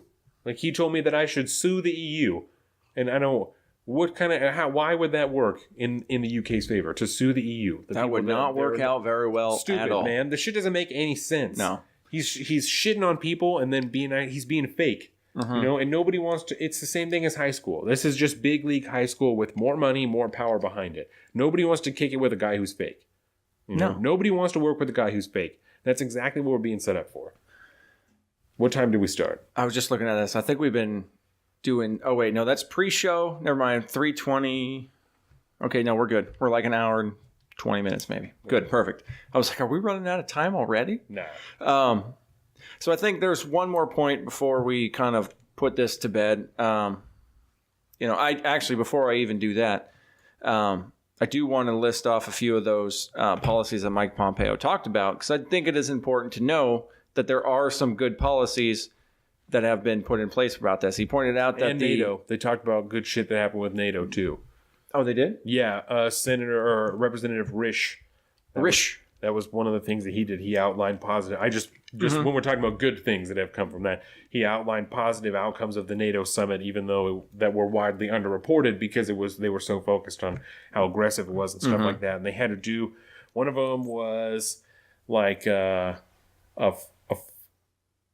30x4 thing where they want to have like 30 platoons, 30 battalions, 30 ships, and 30 I heard that airplanes too. Or something like that. Yeah. I heard that, and I was like, I don't know what the fuck that means. Yeah. I hope Don did that, but otherwise there's enough here I could list. Yeah, no, that has to do, and that's the only one that I remember because I didn't write those down, but they described it, and that's what they're talking about is a plan that they have to have, like I said, I think it's 30 platoons, 30 battalions, 30 ships, and 30 airplanes ready to go in 30 days. I like it. And they want to... Although that's 3x5, but that's cool. Oh, so then it's 30 ships, battalions, and platoons. The planes have nothing to do with that. Got it. And ready in 30 days. That's something they want NATO to be able to do, because there's like separate NATO forces and whatever and blah, blah, blah. And I think that's a good idea. Yeah, and he also said something about Representative Risch said something about... should be senators, right? No, these are representatives because this is the House. Okay. The House fucking... and... he said something about people in NATO not paying their bills. And so Corker interrupted and he said, well, I want to set that straight, right? Because I think that that's not really the best way to explain what's going on. Because it's not like they owe the United States money for what they're doing. It's not how that works. And fucking Mike Pompeo just was like, oh, well, yeah, there's, two schools of thought and blah, blah, blah. And, he said, well, come on, man. Well, there's two funds, and they're talking about like the general fund, which the United States does put an overwhelming amount of money into, and then they're talking about the 2% GDP and blah, blah, blah. Yeah, because that's the other fund, right? And that's true, but that's not what the fuck we're talking about. Exactly. You're just trying, again, to confuse people, and I think that's wrong. Just say that is correct. We're talking about the 2% number, and that has to do with 2% of GDP allocated to defense with all these countries that are within NATO. Yeah. He's just trying to play the game. Yeah. It's so stupid. It's bullshit. And that's what I'm saying. It's stuff like that, that shows me just exactly how loyal or devoted to Donald Trump you are. And I think that's a problem. I think that it shows me in stuff like that maybe it could be possibly interfering with the way that you're doing your job. I can see that. Like I said, that's a very legitimate point of view, I think. I don't think I'm necessarily there, but I don't think you're wrong for thinking and that. I'm not saying, that I am convinced that he is, but I can see like a glimmer of like that looks a little sus to me that maybe it has to do with this, Yeah. And so we'll just list off the other ones that I wrote down here. Yes. He pointed to a massive defense buildup, which threatens Putin's regime, that might be what he's talking about, that 30x4 or the 4x30. He instructed the State Department, this is President Trump instructing the State Department to put together a nuclear posturing review, which has put Putin on his ear, which I didn't know was a turn of phrase, because of its robustness and recapitalization of our nuclear program. We kicked out 60 spies. We've banned Kaspersky from the United States, which Kaspersky, I think that's it was an antivirus program that was widely used, and it was found out that that's one of the ways they were able to get into networks and stuff in the United States. Shit. Yeah, it was no bueno. That's fucked. They have put $11 billion into the European Defense Initiative, and they have publicly opposed the Nord Stream 2 project, which is that Russian natural gas pipeline project that they wanted, which would basically give Russia a massive energy control over most of Europe. Yeah. Which is a really scary thing to think about. I'm really glad that we've opposed that. Especially talking about the Ukraine, the way that we did, because that's how part of that went down, is they were supplying so much energy to the Ukraine. Just cut it off. Yeah. What are you going to do? This is ours now. Think about your local electric company and water company just being able to go, no, screw you. We don't like you anymore. Click. You don't get any of that. Oh, and now we're going to come in and take your house just because we have all the power now. Yeah, that's no good. But, there was one other point I was going to make, but that's fine. We can let it go. One other point. I don't remember. I'm just making fun of you. That's trying to stretch while I talk. I'm just busting you, chaps. The chaps. Oh, I don't remember. It had something to do with geopolitical implications. Always does. But I think it was around here. Yeah, it's the fact that when you have a president who kind of consistently comes in, it's kind of a pushover. Yeah. And then you have the actual legislation and the policy comes out of it be really strict and hard. That's kind of what like you were talking about. Like that just sets up, and I think you mentioned earlier, like how can any other country around the world trust anything the executive says then? Or even take it seriously. Why? Why would you? It delegitimizes the president completely. Absolutely. Now, all he exists to do then is to sign a bill in, because if he's not going to lead the executive branch, what the hell is he doing there?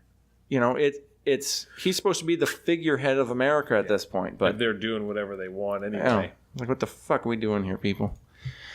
But it is what it is. It's the new one. I agree. And now we'll talk trade war. Deal. Dun dun dun. There isn't too much to this because it's been kind of ongoing, and trade wars are a very long drawn out process. Yeah. And it's really strange to think about, because we put that label on it, the title of trade war, which really has nothing technically to do with a war. It's just kind of a trade dispute. And before we get into that, let's talk a little bit about some of the nomenclature we're going to be talking about, some of the vocab in this, as in tariffs. What's a tariff, Don? A tariff is a tax on an imported good. Who pays that tax? The other country, right? That's right. Pay that to import it into our country. Mm-hmm.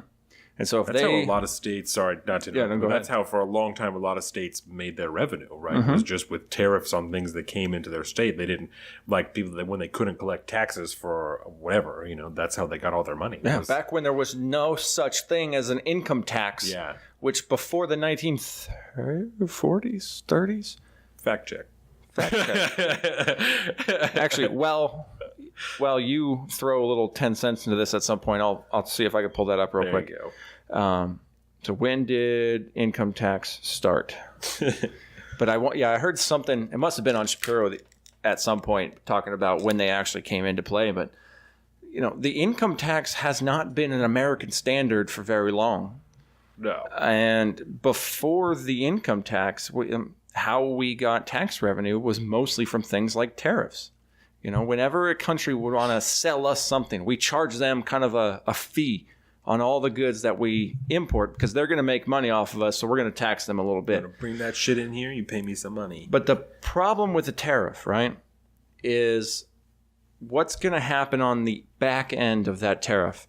So let's say with China, we have a lot of imports with China. We've done something, I think, over the last couple months, we've implemented something like $50 billion worth of tariffs from Chinese imported goods. So on the 2nd of April, China imposed tariffs on 128 U.S. products. Mm-hmm. And then the following week, the U.S. imposed $50 billion in tariffs on China. And then China imposed $50 billion in tariffs on the U.S. And then on the 19th of June, the U.S. imposed an additional $200 billion in tariffs and says that it was willing to do $200 billion more if China responded in an unfavorable manner. Boom. Thank you for the numbers. But that is how a trade war goes. I've had this trade war goes for a long time. Nice. And so, you get this tit for tat type of, okay, well, I'm going to charge you a little bit more. Well, now we're going to charge you some more, back and forth and back and forth.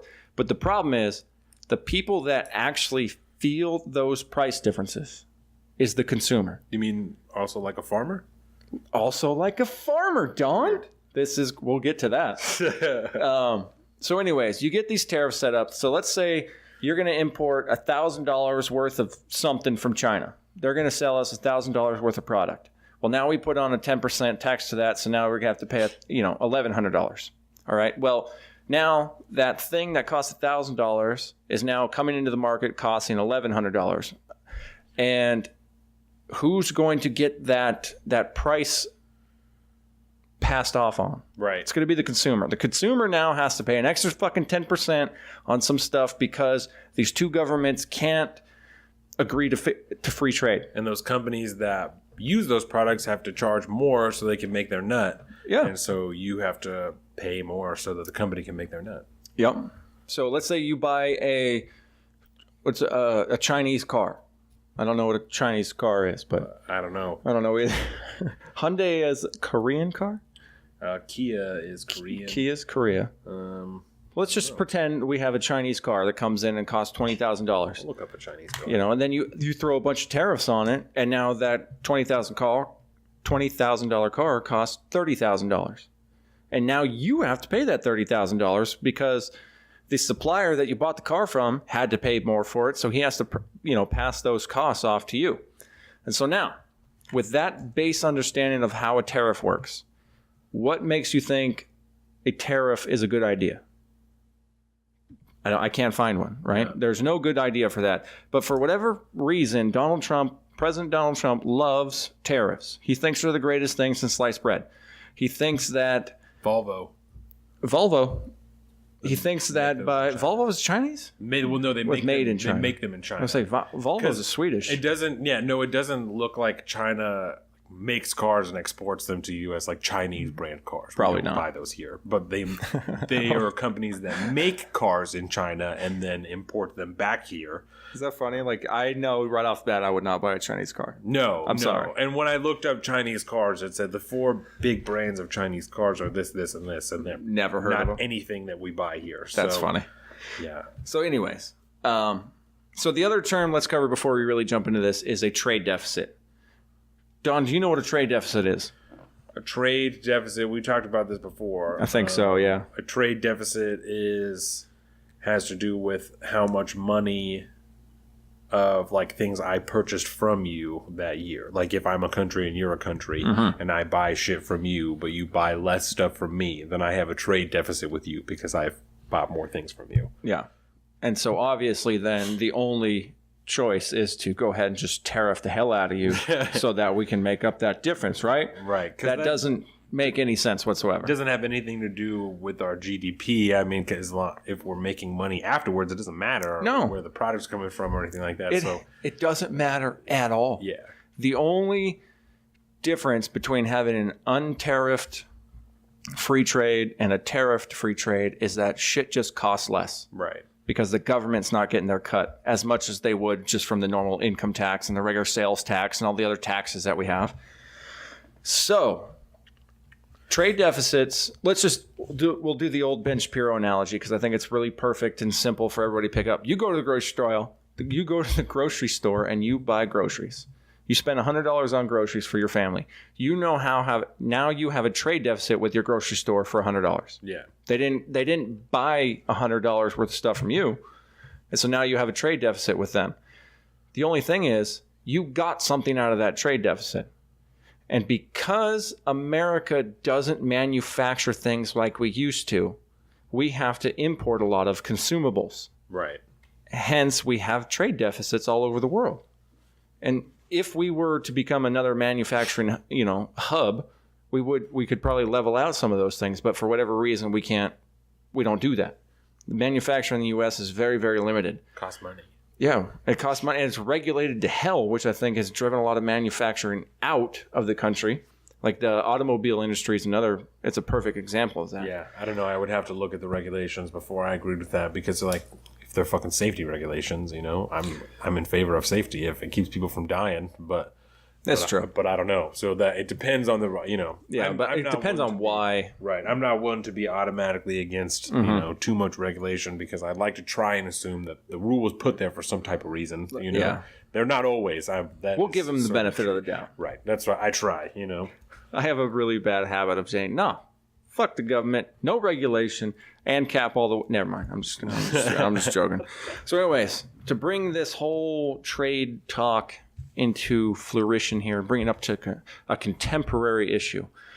Wednesday, President Donald Trump met with the European Commission President Jean-Claude Juncker. We got to talk about soybeans first. We didn't talk about soybeans? No, because we talked about products, but one of the things that China stopped buying from America is soybeans. This is true. Right? And so this ties in perfectly. Right, because this is going to tell you two ways that this affects you, right? Two ways that these tariffs affect you. Because the first way, the tariffs, shit's going to cost you more money at the store. Like things that are imported from China are going to cost you more money. Just about everything is imported from China. Yep.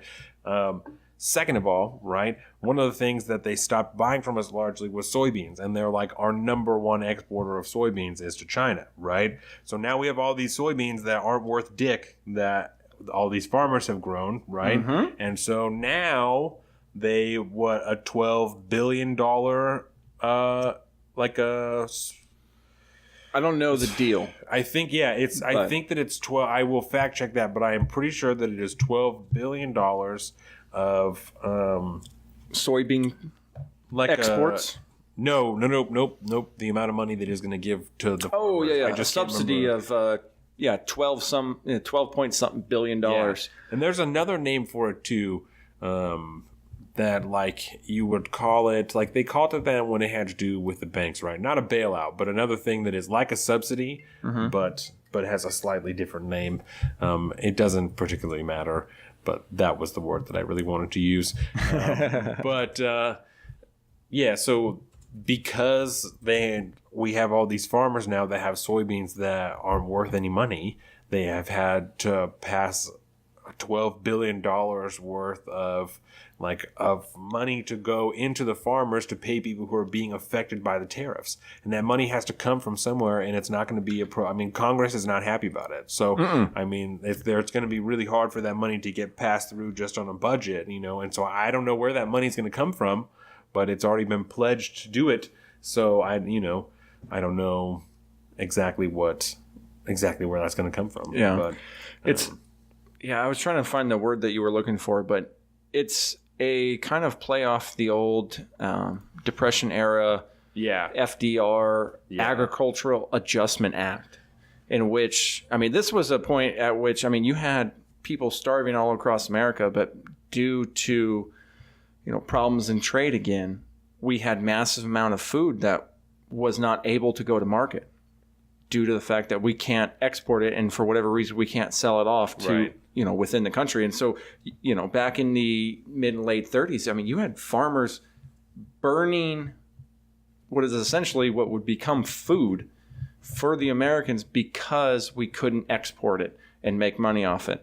And so to do that, the government told them you can't sell it into a local market, and hence we will give you a subsidy to make up the difference. Yeah. And it's the same kind of workaround that they're trying to do here, which has been largely shat on by conservatives because you are correct. It is large government FDR type spending that people were not in favor of when the World War II came around. But what else are you going to do, or else your country's going to fall apart at that time? Not right at the now. time. It's the word is. I'm sorry, I'm stuck on this, but it's like supplementation almost. But it's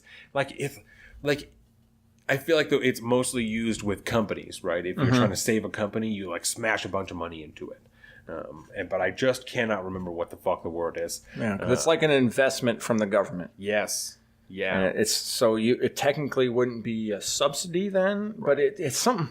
Yeah, it's right along that line. There's a word for it, and I just can't remember what it is. You're going to remember it as soon as we hit the stop button. And I'm going to tweet about it. But so that's two ways that's going to affect you. Because not only are things going to cost you more money if the tariffs and this trade war keeps going, but now they're having to subsidize, for lack of the word that I want, subsidize farmers for the money that they're losing with the tariffs. Yep. It's costing you on two ends. So we might have a little relief on that front. Like I said, due to this meeting. Having this meeting with the European Commission President Jean-Claude Juncker of the EU. Because I took notes on that too. Yeah, and see, this is important because we don't know, again, we don't know the end of what came out of this deal. We don't have anything in black and white yet. There's no legislating written around it or anything like this, but there's apparently... The EU deal is what you're talking about? Yeah, there's essentially a handshake deal that was made, and the EU agreed to increase purchases of U.S. soybean imports, which would help decrease industrial tariffs. Yeah. Services, chemicals, pharmaceuticals, and soybeans. There you go. Were big things. And then I put in parentheses China. Yes. And so see China for why they're buying more soybeans. Yes. And also what you said, to release other types of sanctions. What type of sanctions? Oh, to decrease industrial tariffs. There you go. That was another part of their handshake deal agreement, which again could mean absolutely nothing until I see something in black and white in form of some kind of act or trade agreement or legislation. Also, it means nothing. Also more liquefied natural gas, right? Yes. And that matters because, like we said, President Trump was talking about the dependency for energy that they have on Russia, that the EU has on Russia. So this is to kind of help curb them away from that and maybe lean them a little bit more towards the United States, which I don't think is a bad thing at all, which also will give us more money. You know what I'm saying? Yeah, it's another revenue stream that we can get, and it simultaneously kind of shits on that what I was talking about earlier, the Nord Stream 2 pipeline project, and it kind of helps shit on Russia a little bit there, which is good because they just continue to try to get more and more power over Europe. And whatever we can do as an adversarial force that we are is to try to have better trade relations with Europe and have them be more reliant on us. Because, I mean, we're America. We're the benevolent leaders of the world, right? And if we're going to be like mining natural gas and shit, then we should be getting rid of it. I mean, we should be selling it. You know what I'm saying? Yeah. And that will, I don't know. Anything, not like our oil where we just stockpile. I mean, anything to make gas less expensive. I know that natural gas isn't gasoline, but anything to make gasoline less expensive. So they talked about doing that. Ease trade, reduce bureaucratic obstacles, and slash cost dramatically. That's one of the goals. And when it comes to the natural gas thing, they want to strengthening strategic cooperation in regards to the enemy. And they're talking about Russia, obviously, right? That's a throw to that.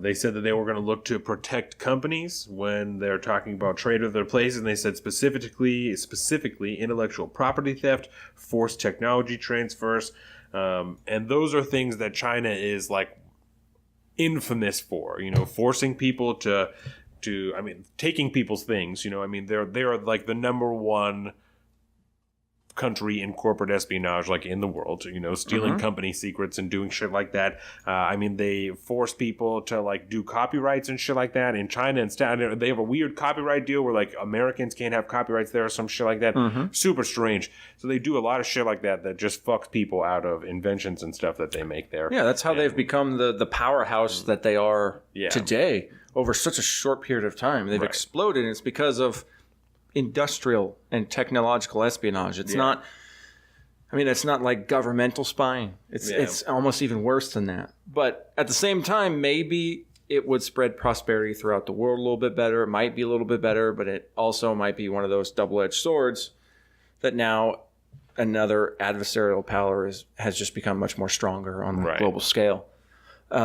But I did see this report today. I was just thumbing through some stuff before the show from Reuters that was saying that Congress had quietly, behind closed doors and what is the word I'm looking for? Not anonymously. Not unilaterally. Yes, thank you. Good God. What is wrong with me? Again, I can't say my words anymore.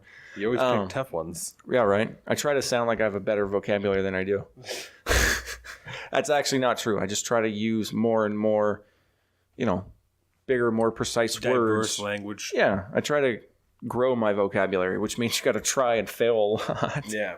But anyways, Congress apparently came together and passed the miscellaneous tariffs bill, which lowered tariffs on roughly 1,660 items. That's even more than that. They eliminate tariffs on toasters, chemicals, and roughly 1,660 other items made outside the United States.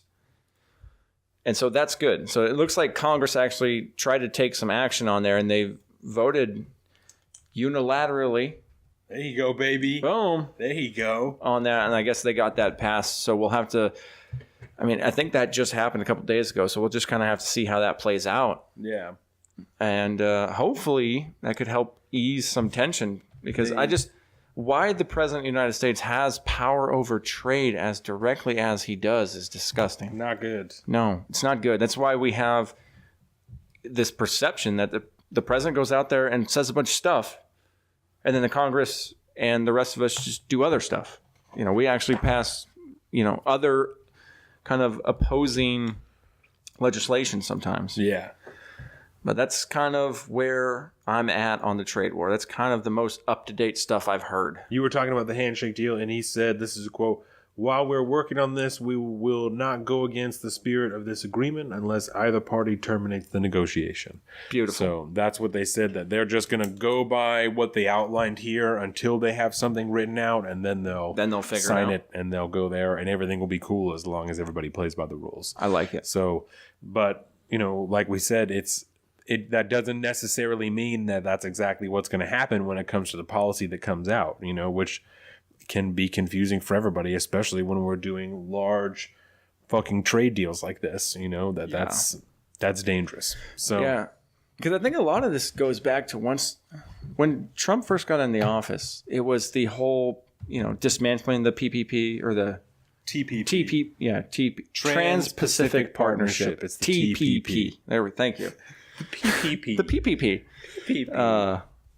But yeah, he pulled out of the TPP and started talking all this shit on all the trade deals we have, and now he's out there trying to make trade policy by himself. Yeah. Through executive action, and I hate that, and it's disgusting. Yeah, the broadening of executive powers. I know you're not a fan. I hate it. I hate it so much. Things are not supposed to happen this fast in government, people. Yeah. Because you get dumbasses. You get dumbasses that sit in there and think something's a great idea, and they pass and they screw over the whole nation for a long time. We should think carefully about every single step we take as a nation. Yeah. Geopolitics is not something that you could just get a good eye on walking into the office after a couple weeks. This is a lifetime dedication that you need to put into something like this.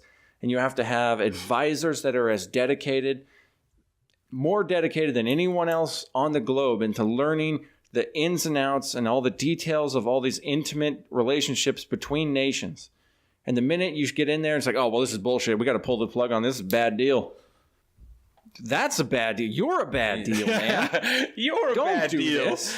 Like, let's sit down. Let's give me a list of bullet points of what's bad about this. Okay, so let's look at the cons about this. Now let's see what happens to geopolitics when we strip all those away. What happens? Oh, the world goes to shit, and now all of a sudden we have to get in trade wars and tariffs get put on everybody, and then I got to pay the bill for your dumb ass? Right. Screw you. Screw you. I'm out. Peace. That's it. Coffee's done with trade. Oh, fucking trade wars piss me off. Yeah. No, really easy to start and really, really hard to get out of. They also said that they would resolve steel and aluminum issues and resolve retaliatory tariffs. So, thank you. But that's the last thing I got. That's all my notes. So that's all I have. I'm tired of getting angry. Yeah, no, we can move on to pop culture, not political type stuff now. Yeah. Because that's what I was thinking just now. Pop culture is not always pop culture. It's really just shit that's not political. But I think that pop culture is a good way to put that. So I got like a couple things. Oh, just a funny thing that my wife said to me. She told me the other day that she thinks that we're meant to be together cosmically. Cosmically? Yeah. Which I thought that feels powerful. Really funny. That is. But I enjoyed that a lot. And I thought that you would too. I'm not going to say no. Yeah. I'm not going to say I disagree with that. So I'm pretty sure that she's watching right now. So, baby. Hi, Jordan. There you go. And also my sister-in-law. Have you ever heard of so people like pump like breast milk, right? Mm-hmm. Have you ever heard of people like doing it by hand? No. Like a cow? So the other day, I didn't know that was possible. I told her I was going to talk about this, so she already knows. But my sister-in-law came over to my house, I think, maybe just yesterday. Okay. No, it had to be Thursday because we went to the meeting. And she just had a baby Kev, right? Just a couple months ago. And she had forgot her breast pump at her house and did not have baby Kev with her and sat in my living room and pumped breast milk by hand into a Ziploc bag, dog. I mean, you gotta do what you gotta do. It was like one of the most weirdest things I've ever been involved with. Like not like involved with, but like been around in my whole life. It was really strange. And then she told me that some women just do it by hand all the time. And I was like, that just sounds like a fucking hassle, dude. Just sounds like a lot of work. I have never dealt with, maternal lactation. Yeah. But at least in humans. But with cows, I've done the squeezing of the udders more than a few times throughout my life. It's a different technique, I guess. I would sure hope, because it's not gentle. But it's kind of gentle. But you gotta get up in there and you gotta put in some work. But with the amount of raw milk that you get from milking a cow, it takes a long time to get any substantial amount of milk there, man. I can't imagine what it's like on. It was the same. That's the same rule applies to humans. That just seems painful, man. Yeah. Oh, it was funny, man. I bet she won't forget again. It was. I don't think so. I don't think that she really enjoyed the experience. It didn't seem like it was wholly negative because we were all kind of laughing the whole time. Yeah. But it's just kind of like, man, that sucks. Right. But you got to do what you got to do. Yeah, it was pretty funny. That is fucking hilarious, man. And then I think in real pop culture, let me go back down to the bottom of my fucking things here. Do you have anything about Ariana Grande? Not Ariana Grande, Demi Lovato. Oh yeah, that's who it was, Demi Lovato. I don't know. I don't follow that kind of music. That's who you were going to talk about. I'm not into Demi Lovato. That she had overdosed. They originally said that it was on heroin, and then later said that it wasn't on heroin. But I haven't checked since then, so I don't know what it really was. Yeah, last thing I heard is they were just the family had come out and said, "Hey, we're trying to keep this private. We'd appreciate our privacy." I don't. There was a lot of mixed reactions, people who were coming out in support of what had happened, and then other people who were she's a fucking drug addict, why are you supporting whatever? And I could go either way, that's her that's her own deal if she wants to do drugs. But at the same time, by that same logic, like that's your own fucking jam that you overdosed because you decided to do these drugs. So like, I don't necessarily feel bad because you made this decision. You know, I mean, I don't know. Maybe that's callous, but that's just kind of how I feel right off the bat. Like you made that choice. You know, there's nothing I can do about that. You can't force somebody to get clean, and if she doesn't want to be clean, then she's not gonna be. You know. Yeah. So, and I mean, people like that. I mean, making that choice to say go to rehab and get clean and stuff. It's never an easy decision for anybody to make. You know. And I can see how somebody in her position, one of the biggest hurdles for getting help like that is usually money and opportunity, you know. Well, Demi Lovato has money. And that's what I'm saying. Like that situation doesn't apply to her. And so I think she may have been to probably a mental, because she's battled addiction for like a while. So I think that she may have been in rehab before. Yeah. Fact check, because I don't know if that's the truth or not. But I know that she's battled addiction prior to this. Yeah. But I don't know. And at that point, I would look to her friends and family and say, hey, it's your fucking job to get somebody help like that. If they're in your circle like that, and they're spiraling out of control, I mean, you have to do what you can to try to get them help. But if they're still just totally unwilling to take that help, that's a whole nother story. But and speaking as someone who has family who has and does battle addiction, right? Same here. Without like, you know, blowing anybody up. I think that it can be difficult to like even approach to maybe that's not the right way to put it. But it can be difficult, like, again, if that person doesn't want help. Yeah. You know, I'm not. Yeah, ultimately, it's up to the individual. Jam, you know, like I'm not gonna press this shit on you if you're just gonna be a dick to me for thinking that you should get clean. You know, then fuck you. Like I don't care. Like that's just fucking shoot up if that's what you want to be doing. That's not my jam. But don't expect me to be a part of that. You know, don't expect me to play into this because I'm not gonna be involved in it. Like, so let's get real philosophical here for a minute.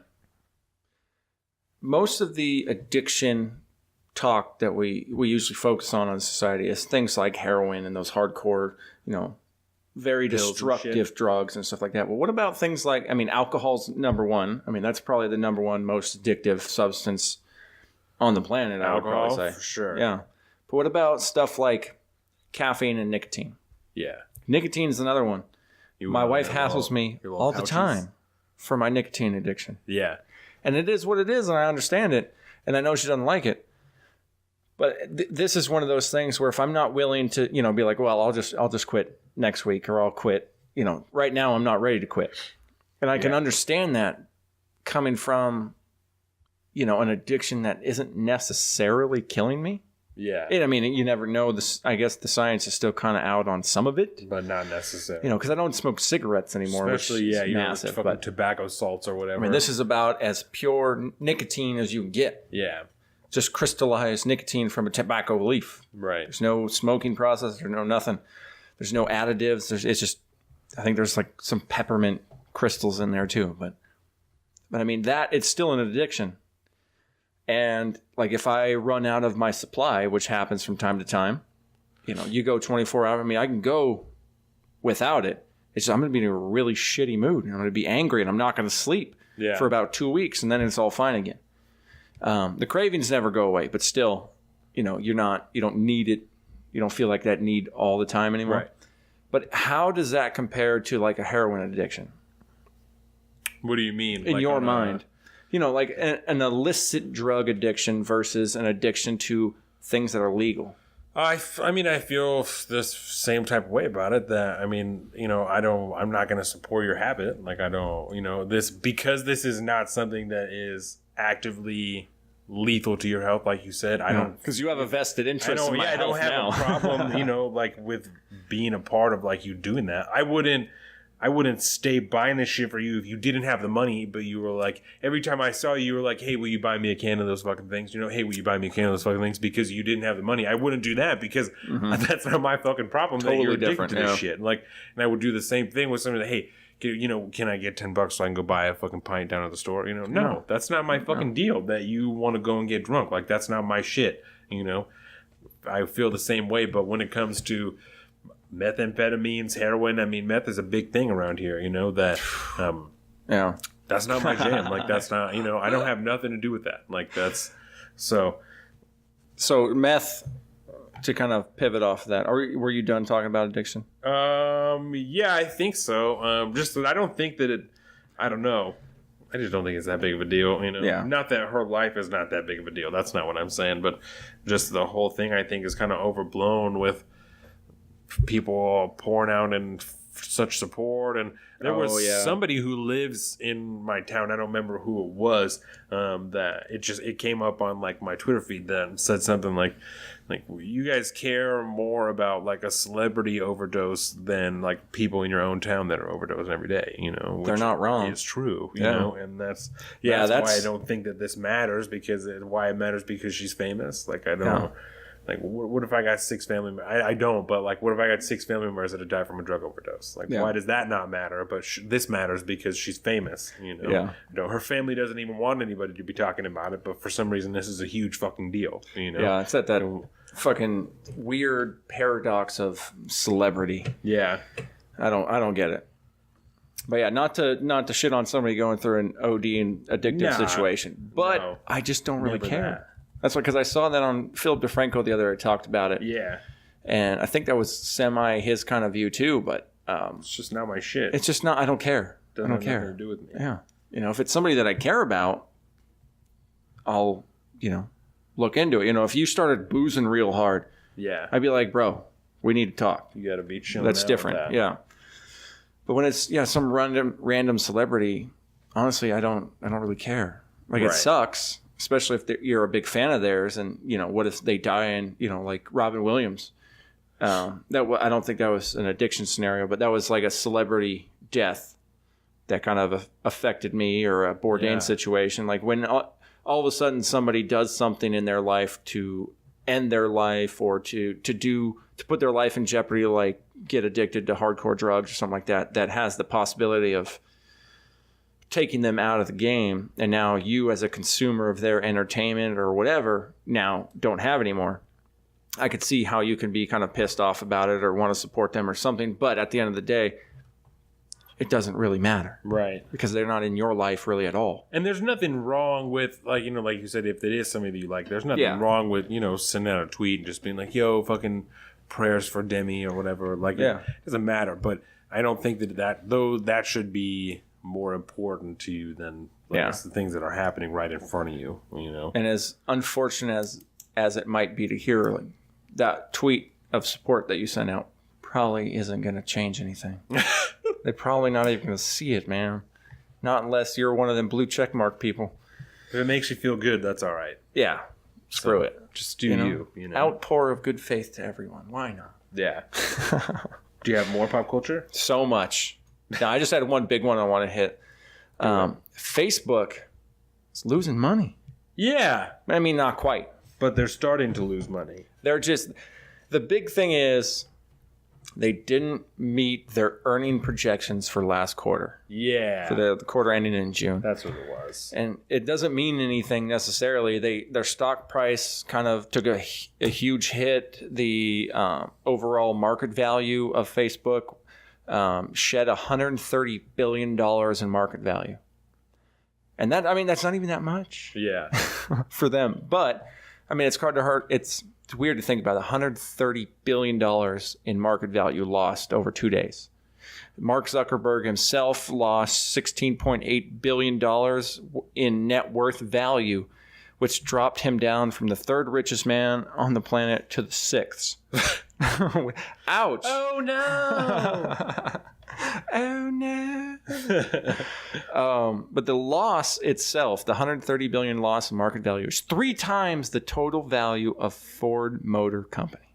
Fuck. Just to put it in fucking perspective for you. Oh my God. Right? And that's just the loss in their earnings. In their quarter. earning projections. Yes. Like I was saying, they didn't lose money. They just didn't make meet as much as the analysts had thought so. Yeah. Wow. Yeah. That's a lot of dollars, bro. It's the first time they've missed that bar since 2015. They posted record sales of $13.23 billion for 3 months. For a 3-month quarter ending in June, short of just short of the $13.3 billion that Wall Street anticipated. So it was $0.1 billion less than what they. Yeah, and because of that, their stock price dropped like that, and they lost $130 billion worth of value. And this, it's important to remember, this is all market value type shit. This is Wall Street talk. This is not real dollars. Money. Yeah. But I did learn something interesting while looking into that. Big shout out to Philly D and all of his researchers for kind of putting me on this path. But Facebook's number one social media adversary is Instagram. Instagram is owned by Facebook. Yes. And so their number one adversary is owned by them. That's a good spot to be in. Yeah. They bought Instagram for the low price of $1 billion. $1 billion? And today, analysts predict that if Instagram was still its own private company, it would be worth $100 billion. They have on Instagram, the ad revenue on Instagram alone is reportedly 4 times more than that of Facebook this year. Man. Well, they're got to be easier to put out there because you just roll right through them. And they have less monthly users. It's very interesting. I like Instagram. The Instagram is much better than that BS Facebook thing. Hi, Facebook. Love you. Fuck Facebook. Fuck Facebook right in the face. Watch our live stream drops right now. Okay. Have you ever seen Funny People? No. Oh, I've heard of it, but never seen it. Well, Seth Rogen writes jokes for Adam Sandler, and Adam Sandler goes to do a Facebook event, and Seth Rogen is like, "You should, when you're up there, you should say." Fuck Facebook. Fuck Facebook right in the face. So that was my pop culture is Facebook lost money, but not really. Word. It's very interesting stuff, though. 3 times the value of Ford Motor Company. That's a lot of dollars, dude. That's wild. So much. That's quite a perspective. And that's just how much they lost in market value. Yeah. Oh, that hurts my brain. Did you watch anything this week? No, man. I don't think I've even watched a minute of any show other than Philip DeFranco. Always time for Philly D. Always. That's my daily intake. And it's 15 to 20 minutes, and that's all I have time for. Yeah. Word. Well, are you ready for sports then? Fucking let's do it. Sports. I love sports right now. Word. That Mariners game put me, man, I want to go to more Mariners games. Yeah. That was so much fun. So you did that part because I didn't write shit down about the Mariners. I'm so focused on football right now, it's dumb. Well, it's because it's gearing up. We're getting close.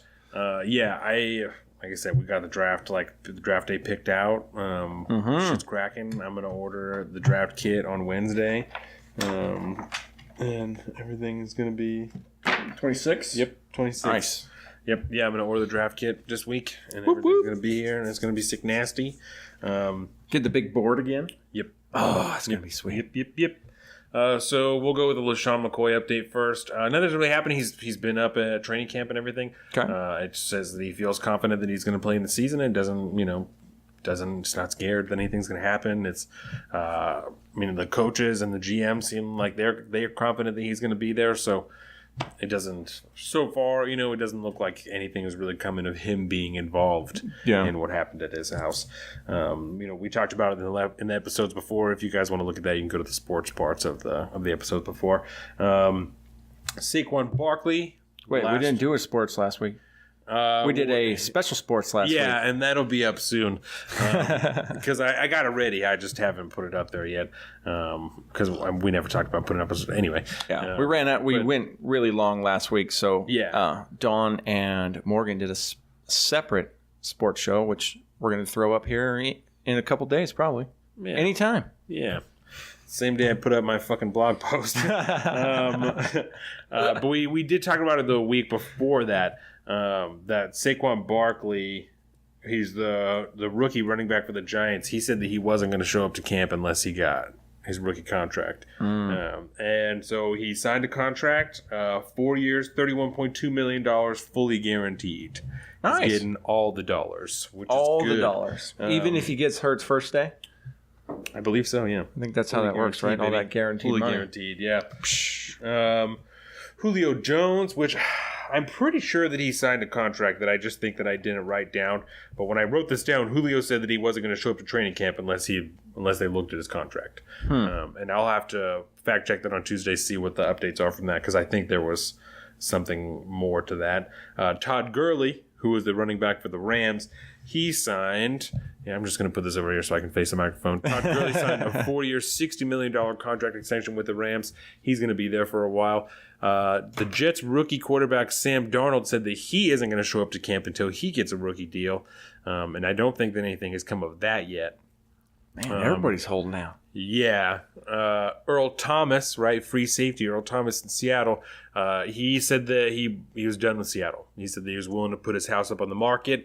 And then, like, the administration for the Seahawks came out and said they weren't going to deal with his contract this offseason.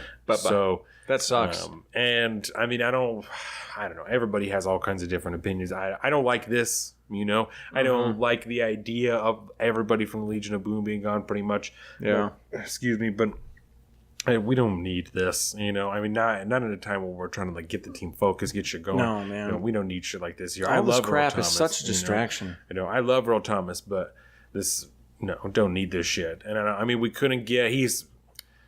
It brings into question his value, because when they were talking about shopping him around the draft, they said they would do it for a first-round pick, and nobody would give him a first-round pick.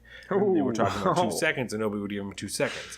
So, like, they offered, I think the Cowboys offered us a third-round pick for Earl Thomas. We felt like he's worth more than third-round pick, which I personally feel like he is. But now we don't know that, because people know everything that's going on, and they're still not coming to get him. So, and if you would have just shut your mouth, kept your contract, and kept playing, you'd still have a job. You'd still have a paycheck. Still be making money. So, yeah. I get it, but it just still pisses me off. It seems so petty, and I feel like it just takes so much away from the game. Yeah. All this off-season contract bullshit. Yeah. So we'll see, you know, like, I mean, he's a Seahawk, so we'll obviously keep updated on that. I do love the Seahawks. Speaking of which, our left tackle, Dwayne Brown, signed a 3-year, $36.5 million contract extension. I love that shit. Boom. Yeah, I believe that we just acquired him in the offseason, so that's nice. That's nice. Yeah, decided that him combined with Rashad Penny, you know what I'm saying? Rashad Penny is the new rookie running back that we got there. We have a good committee running back coming to this season. Chris Carson, we have fucking McClackers, I'm pretty sure is still there. Rashad Penny is there. Clack. There's a guy whose name J.D. McKissick. McKissick. But I couldn't remember what his name is for a long time. I couldn't, so I started calling him McClackers, and that's just what I call him now is McClackers. McClackers, clack. Yeah, so we've got some good shit going on there. I think that things look good. Hopefully the dynamic will become strong again. Yeah, I think we'll be all right. I don't think that we'll be fantastic, but I think I don't know that we'll win the division. I don't see that happening necessarily with the way that the Rams look and the 49ers now that they've got some shit going on. I mean, the Cardinals are doing all right as long as David Johnson can stay healthy. Mm-hmm. Larry Fitz is back again this year, so I mean they got some good receivers out there. I don't know. I don't know. But we'll see. Hey, that's why we play the game, right? Yeah, I'm really, really excited. The Browns rookie quarterback, Baker Mayfield, he signed a 4-year, $32.68 million contract, fully guaranteed. For the Browns. For the Browns, yeah. He's all in. So we'll see. And Browns are going to be one to watch. And he probably won't start this year because they have Tyrod Taylor. But depending on how Tyrod Taylor does, they'll see. I mean, because if he's playing like shit, then they'll start to put in Baker Mayfield. But we'll see him certainly in the preseason. We'll see how he looks in preseason. He looked like really good. He went to Oklahoma, I believe. Okay. the Sooners, like we were talking about. Sooners? Yeah, like we were talking about with Scott Pruitt. Oh, yeah. Yeah. So you just got to relate it to politics. I'm like, oh, yeah, I know that. The Falcons signed their head coach and their GM to 3-year contract extensions, so they're obviously feeling good about that. The Eagles signed Kamar Aiken to a 1-year deal. He was a wide receiver. He played for Baltimore last year, I think. Okay. So we'll see. Baltimore's kind of been in a slump since their Super Bowl victory, right? Mm-hmm. Yeah, they're still not doing so hot. Last night I watched Jordan and I were sitting on the couch and I was getting ready to watch Mike Pompeo stuff, and I was just looking through like recommended videos on YouTube, like so I could get there because I knew it would be in there. And there was a video that came up that was like the biggest NFL cheap shots like of all time, and I looked at it and I said, "Fine, we'll watch cheap shots and then we'll watch Mike Pompeo." And so I turned on the mic on the cheap shots, and one of them was last season. Kiko Alonso, who is a linebacker for the Dolphins, who played at Oregon, he went after Joe Flacco so bad, and Joe Flacco was giving himself up. He was going down for the slide, and Kiko Alonso just slammed him straight shoulder to the dome piece, like hit his head on the ground, and like his helmet came off. Oh yeah, it was fucked. Joe Flacco out of the game. Rough. Yeah, almost started a fight on the edge of the field. It was crazy. I also saw one where Terry Bradshaw got picked up and dropped on his head, like directly on top of his head, and was like twitching and like flailing on the ground. Oh, dude, I don't like to see that. Dog, it was like fucking 70 whatever. Like it was like so long ago when Terry Bradshaw played football. Yeah, and so like all the pads are worse. The helmets are worse. Yeah, he got fucked up, and he was out for like 4 games. Like that was it. Just like 4 games. Came You're back. Good, bro. Walk it off. Crazy. Walk it off. Jeez. The Titans, their offensive tackle Taylor Lewin agreed 5-year, $80 million contract, 50 of it's guaranteed. That is the biggest offensive lineman contract in history. Wow. He's a baller. He's real good left tackle. Who does he play for? Plays for the Titans. Titans. They also signed their tight end Delaney Walker to a 2-year, $17 million contract extension. I like Delaney Walker. He's consistent. I love having him in fantasy. Delaney Walker's my guy. Get him. The Falcons signed one of their offensive tackles, Jake Matthews, to a 5-year, $75 million deal. I don't know exactly how much of it's guaranteed, but it's just under. It's like that's like the number 2 offensive lineman contract. It's up there. So much money. And then the last thing that I have here is that the Chargers corner Jason Verrett is likely out for the rest of the season after he hurt himself during a conditioning test. Jason Verrett plays opposite of Casey Hayward, who is like top 4 or 5 corners in the league right now. Casey Hayward on the Chargers is nasty. But so is Isaiah Rhodes. One of my favorite things is sports nicknames. Right? Okay. People get different sports nicknames. And so Isaiah Rhodes plays for the Vikings. Roads closed. Roads closed. Right? I like Darrell it. Revis, he like just decided like last week that he was going to retire Revis Island. You know, like that's what they call him, was Revis Island. And the Jaguars corners have a name too, and I don't remember what it is. Their defense itself is called Saxonville because they were just monsters last year. But like the old barbarian Saxons. Yeah. Jalen Ramsey and AJ Boye are the corners for the Jaguars, and they are nasty. Jalen Ramsey is nasty. It's crazy. But I love shit like that. Megatron, fucking, Gronk. I love shit like that. Mm-hmm. But that's the last thing that I have for sports. So that's unless you have any sport. Oh, Kevin Love signed a contract. That's basketball. But he signed a 4-year, $120 million contract extension to stay in Cleveland. Kevin Love looked pretty good last year. I don't know shit about basketball, so word. I can't tell you really what his skill level is, but he signed a big ass contract extension. Nice. Excuse me. No, I got nothing. No sports? No sports, bro. I talked my sports, man. I went to a Mariners game. It was dope. We won. And I don't think the old losing Robinson Cano, I don't think it's really affecting. Doesn't seem like it's that big of a deal. Nope. Morgan didn't. She wasn't.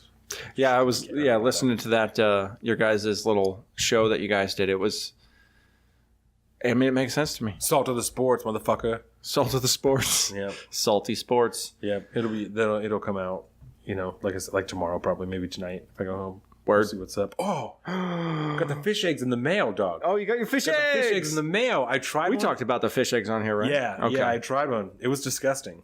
It tastes like really, seawater. Not even. Not even? It tastes like straight fish. Like the fishiest fish you've ever had in your whole life. Mm-hmm. And like the liquid on the inside is like a little bit thicker than water. Mm-hmm. And like the film of the actual fish egg like sticks on your tongue. Oh, it's bad news. Oh, it's bad news all around. I was not a fan.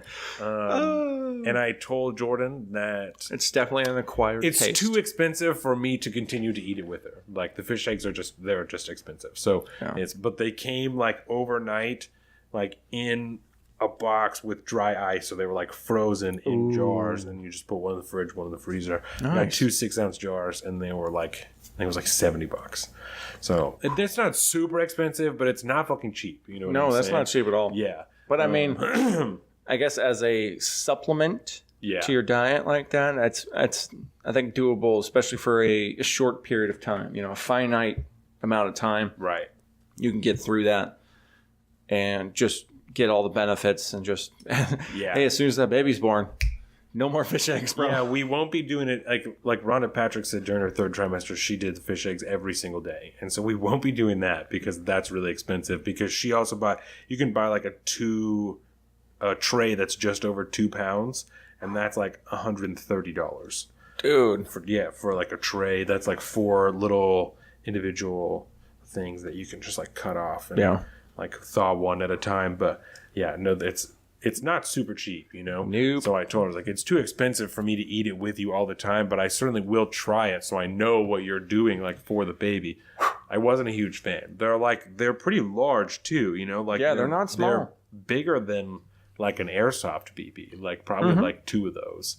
Yeah. Maybe 3. You know, it's not small. Yeah, they're not small. It's when I go to the sushi place, I always like to get the Tabiko nigiri. And it's just like it's the rice with the seaweed wrapped around it, you know, and then it's fly fish eggs, which are the super, super, super tiny orange ones. Yeah. And I'll get down on those. I love those. But once you bump up to the salmon eggs, it's not salty anymore. It's fishy. Different, man. Yeah. It is different. That's bait. That was fish and bait to me growing up, and I just never been able to get past that. A lot of people have said that. Yeah, I could do the little ones. Shop? Yeah, just go to the bait shop, bro. Yeah. Not the same. Don't do that. Yeah. That's how you will. Yeah, we don't want to go there. Yeah. Word.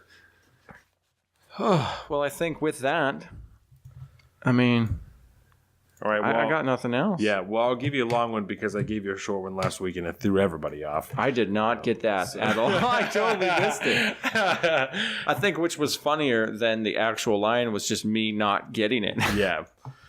So, you know what, Colin? Maybe just stop telling me what to do all the time. Because if you're telling me what to do, then I got a lame kind of square dude Colin telling me what to do. And that's not really where art comes from. So I'm going to draw these eggs that represent eggs, bro. And it's going to be hella cool, man. You're going to like these eggs. Are they going to be salmon shaped?